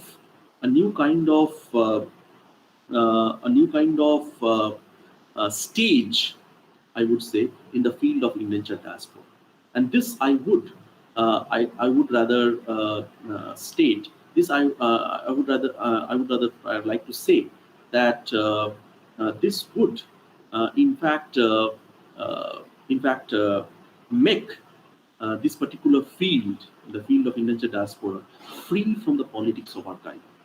So new research perspectives, obviously, in this particular field should rather focus on this very important issue of knowledge production and consumption, and should rather question or interrogate the very politics of archiving. And one very wonderful kind of work is this book, which has been published by Dabidine, Kaladin, and so with these with these ideas, I would like to conclude my discussion. Now over to Purva. Thank you. Thank you, sir.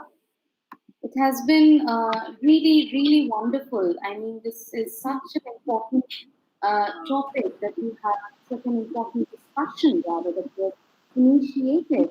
And something that all the research scholars and probably the professors and anyone who's listening to us right now, or probably will listen to us in the future, will be really benefited from such enlightening discussions. I mean, the politics of archiving and how archiving is trying to create a sense of history. But again, that attempt of archiving is itself sabotaging a holistic sense of history, historical consciousness, building of historical consciousness.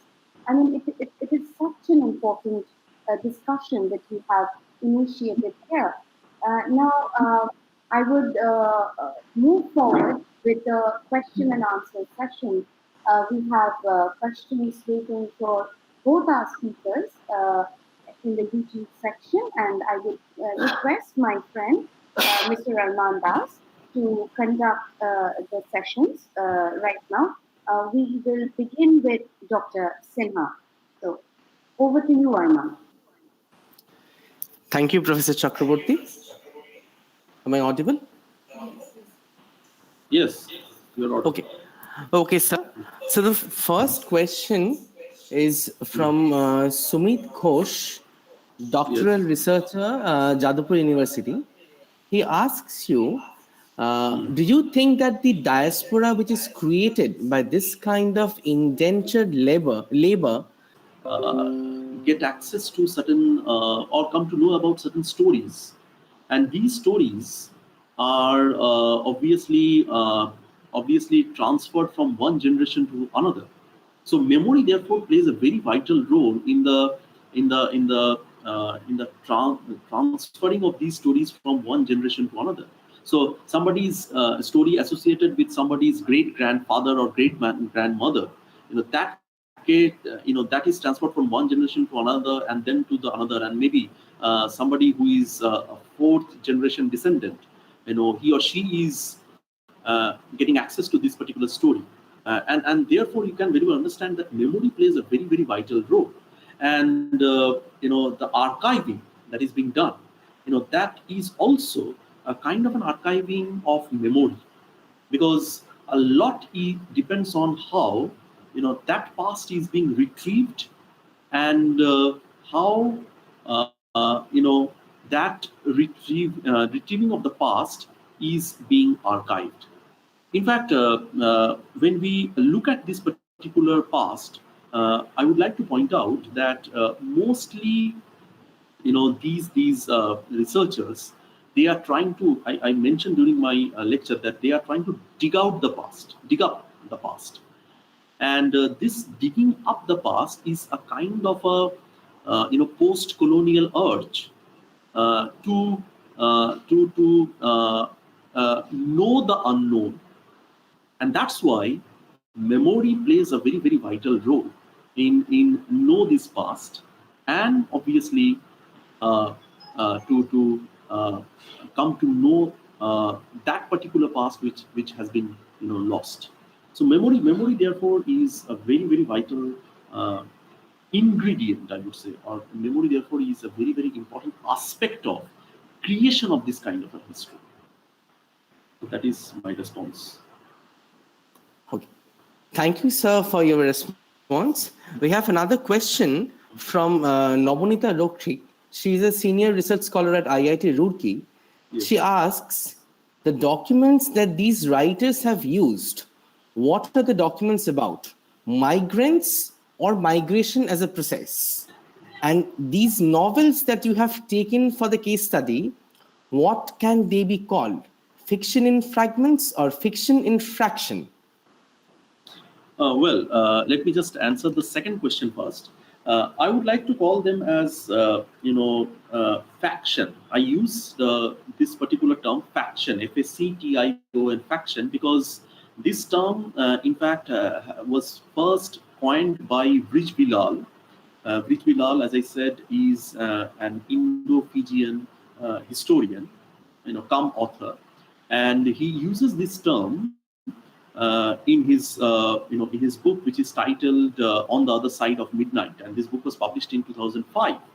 And he says that faction is a term which is a combination of two words, fact and fiction, and he prefers to call these these writings as faction because these authors, they don't have access to complete history, because as I said, the history is not well documented.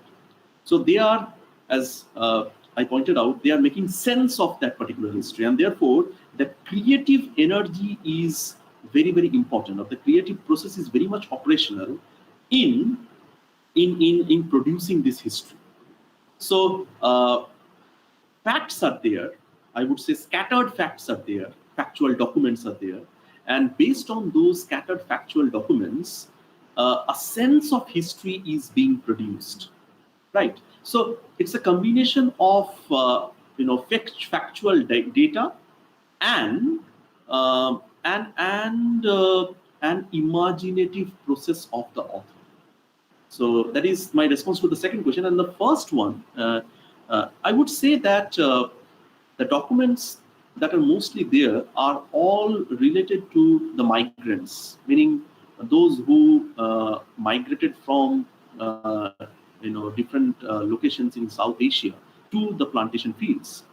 And these laborers, as I said, in most of the cases, documents like the immigration pass, then documents like, in the case of Espinet, as I said, diary writings. So, diary writings, and also, in some cases, letters, and in some cases, certain stories. Stories, obviously, not written stories, but oral stories, right? So, in this way, all these documents are I would say, related to the life of the migrants. Certain official documents are there, like the immigration pass, and certain medical reports. In some cases, we also get access to certain medical reports. Somebody who probably suffered from some kind of a disease, got treated by a doctor. So in some cases also there are medical reports, and apart from these official documents, there are also certain personal documents like diary writings, like letters, like stories, again oral stories, transferred from one generation to another. So these are the kinds of documents that we have. Thank you, Dr. Sinha, for your response. We shall now move on to Dr. Maiti for the questions she has received. Dr. Maiti, am I audible? Yes, you are audible. Okay. So the first question is from Dr. Dongri Mohammad Siddiq. He asks whether in science and technology the human has been put away with the pain and emotion. Is it right? If it is right, then what courage does a human being have, which is sometimes called the center of the world? Okay, thank you, Dr. Siddiq, for this question. See, superheroes, it does not mean that superhero will not have any kind of pain and suffering. Superheroes have their pain, have pain and suffering of their own. As for example, Hulk. This Banner become Hulk because of his excessive rage, which is a exhibition of his emotions, and Spider-Man has dilemmas of his own. These superheroes are not machines. Machines does not have any pain or suffering. These are not machines.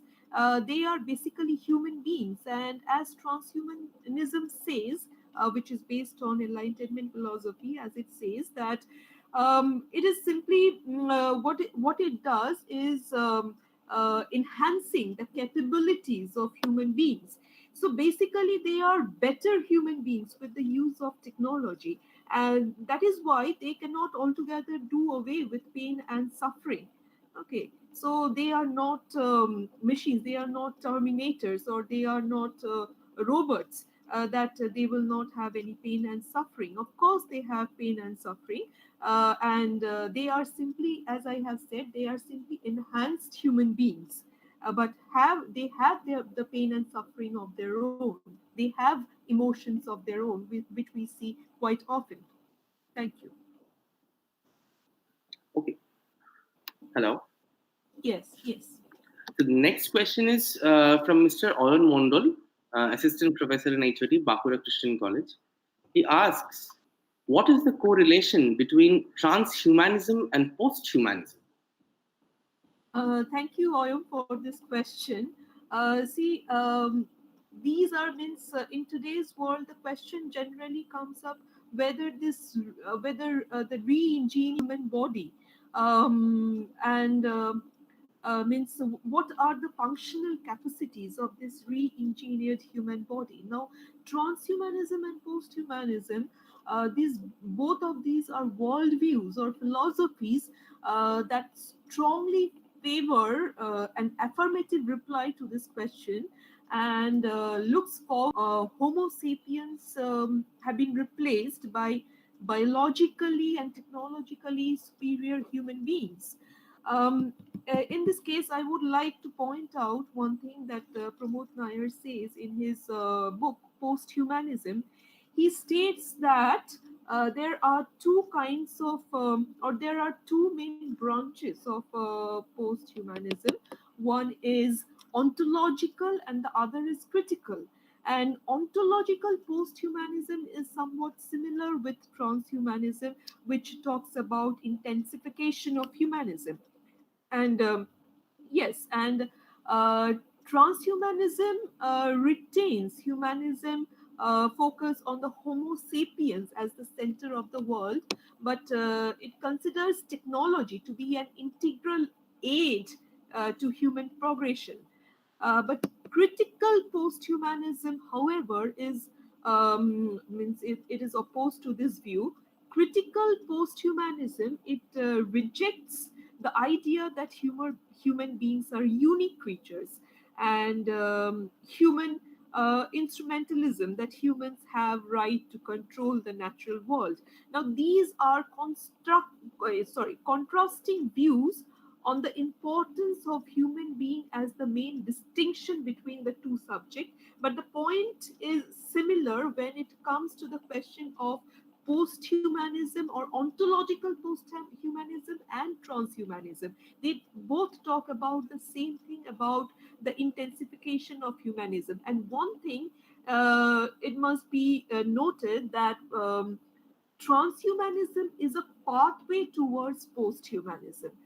Okay, transhumanism is just providing or is just as I have said, it is just a pathway. Posthumanism is the future, transhumanism is the present, so it is leading the world towards posthumanism.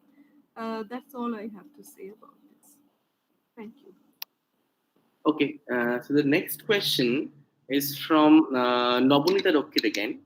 Uh, she asks, can you specify your position or from whose perspective you are reading these superhero characters? And she asks whether is it a global South perspective? Thank you, Navnita, for this question. Yes, so whenever we talk about comic superheroes, we cannot but analyze those heroes from the perspective of Global South, because most of them we see are blue-eyed, white superheroes claiming their superiority, claiming the superiority of their race. And yes, and here comes the question of eugenics, which I have discussed, that is creation of a superhuman race. So whenever these kind of superheroes, these blue-eyed white superheroes with gadgets which are very much technologically advanced, whenever we talk about those superheroes, we cannot but do away with the question of we have to analyze those superheroes from the perspective of Global South. Yes.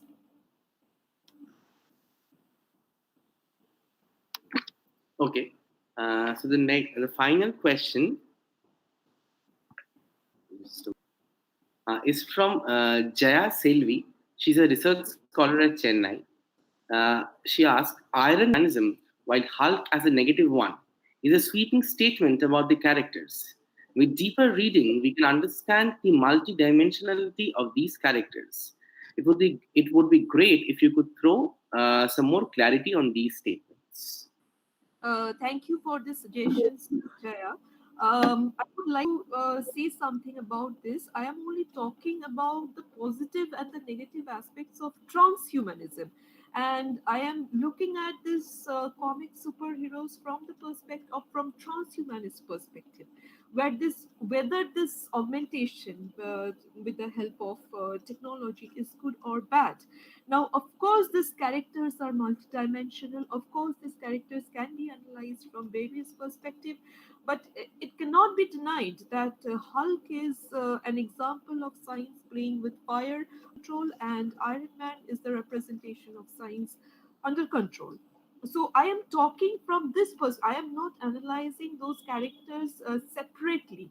Okay, I am talking about these characters from the point of view of transhumanism, whether the aspects, whether this technological advancement, whether this augmentation is good or bad, whether it creates somebody like Hulk, or means who is means at the superficial level who can be called as a monster, or whether it can create an Iron Man who is the representation of military prowess. So yes, from transhumanist point of view, this thing can be said that Hulk is a negative and Iron Man is one who is positive.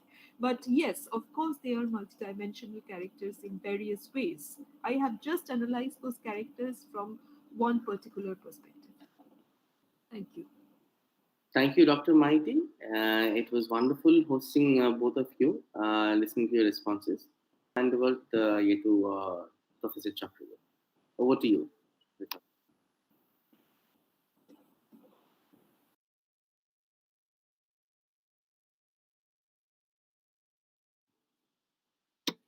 Hello, am I audible? Purva, you are audible. Yes. Purva, you are. So, Dr. Sinha and Dr. Maiti, both of you, I congratulate and thank you so much, because both these sessions were so invigorating, and this is the beauty of seminars, because the topics that both of you discussed, they are so different from one another, yet they are so thought provoking and so essential in to say the new research scholars. I hope that both our lectures today would benefit all the new research scholars and would help them generate new ideas. So, with this, we all come to an end of the second day of the webinar of Confluence 2020. So, I hope to meet you all tomorrow, which is the last and the final day of Confluence 2020, sharp at 4:30. Thank you. Thank you all. Thank you Thank so you. much. Thank you, Purva. Thank you, sir. Thank you.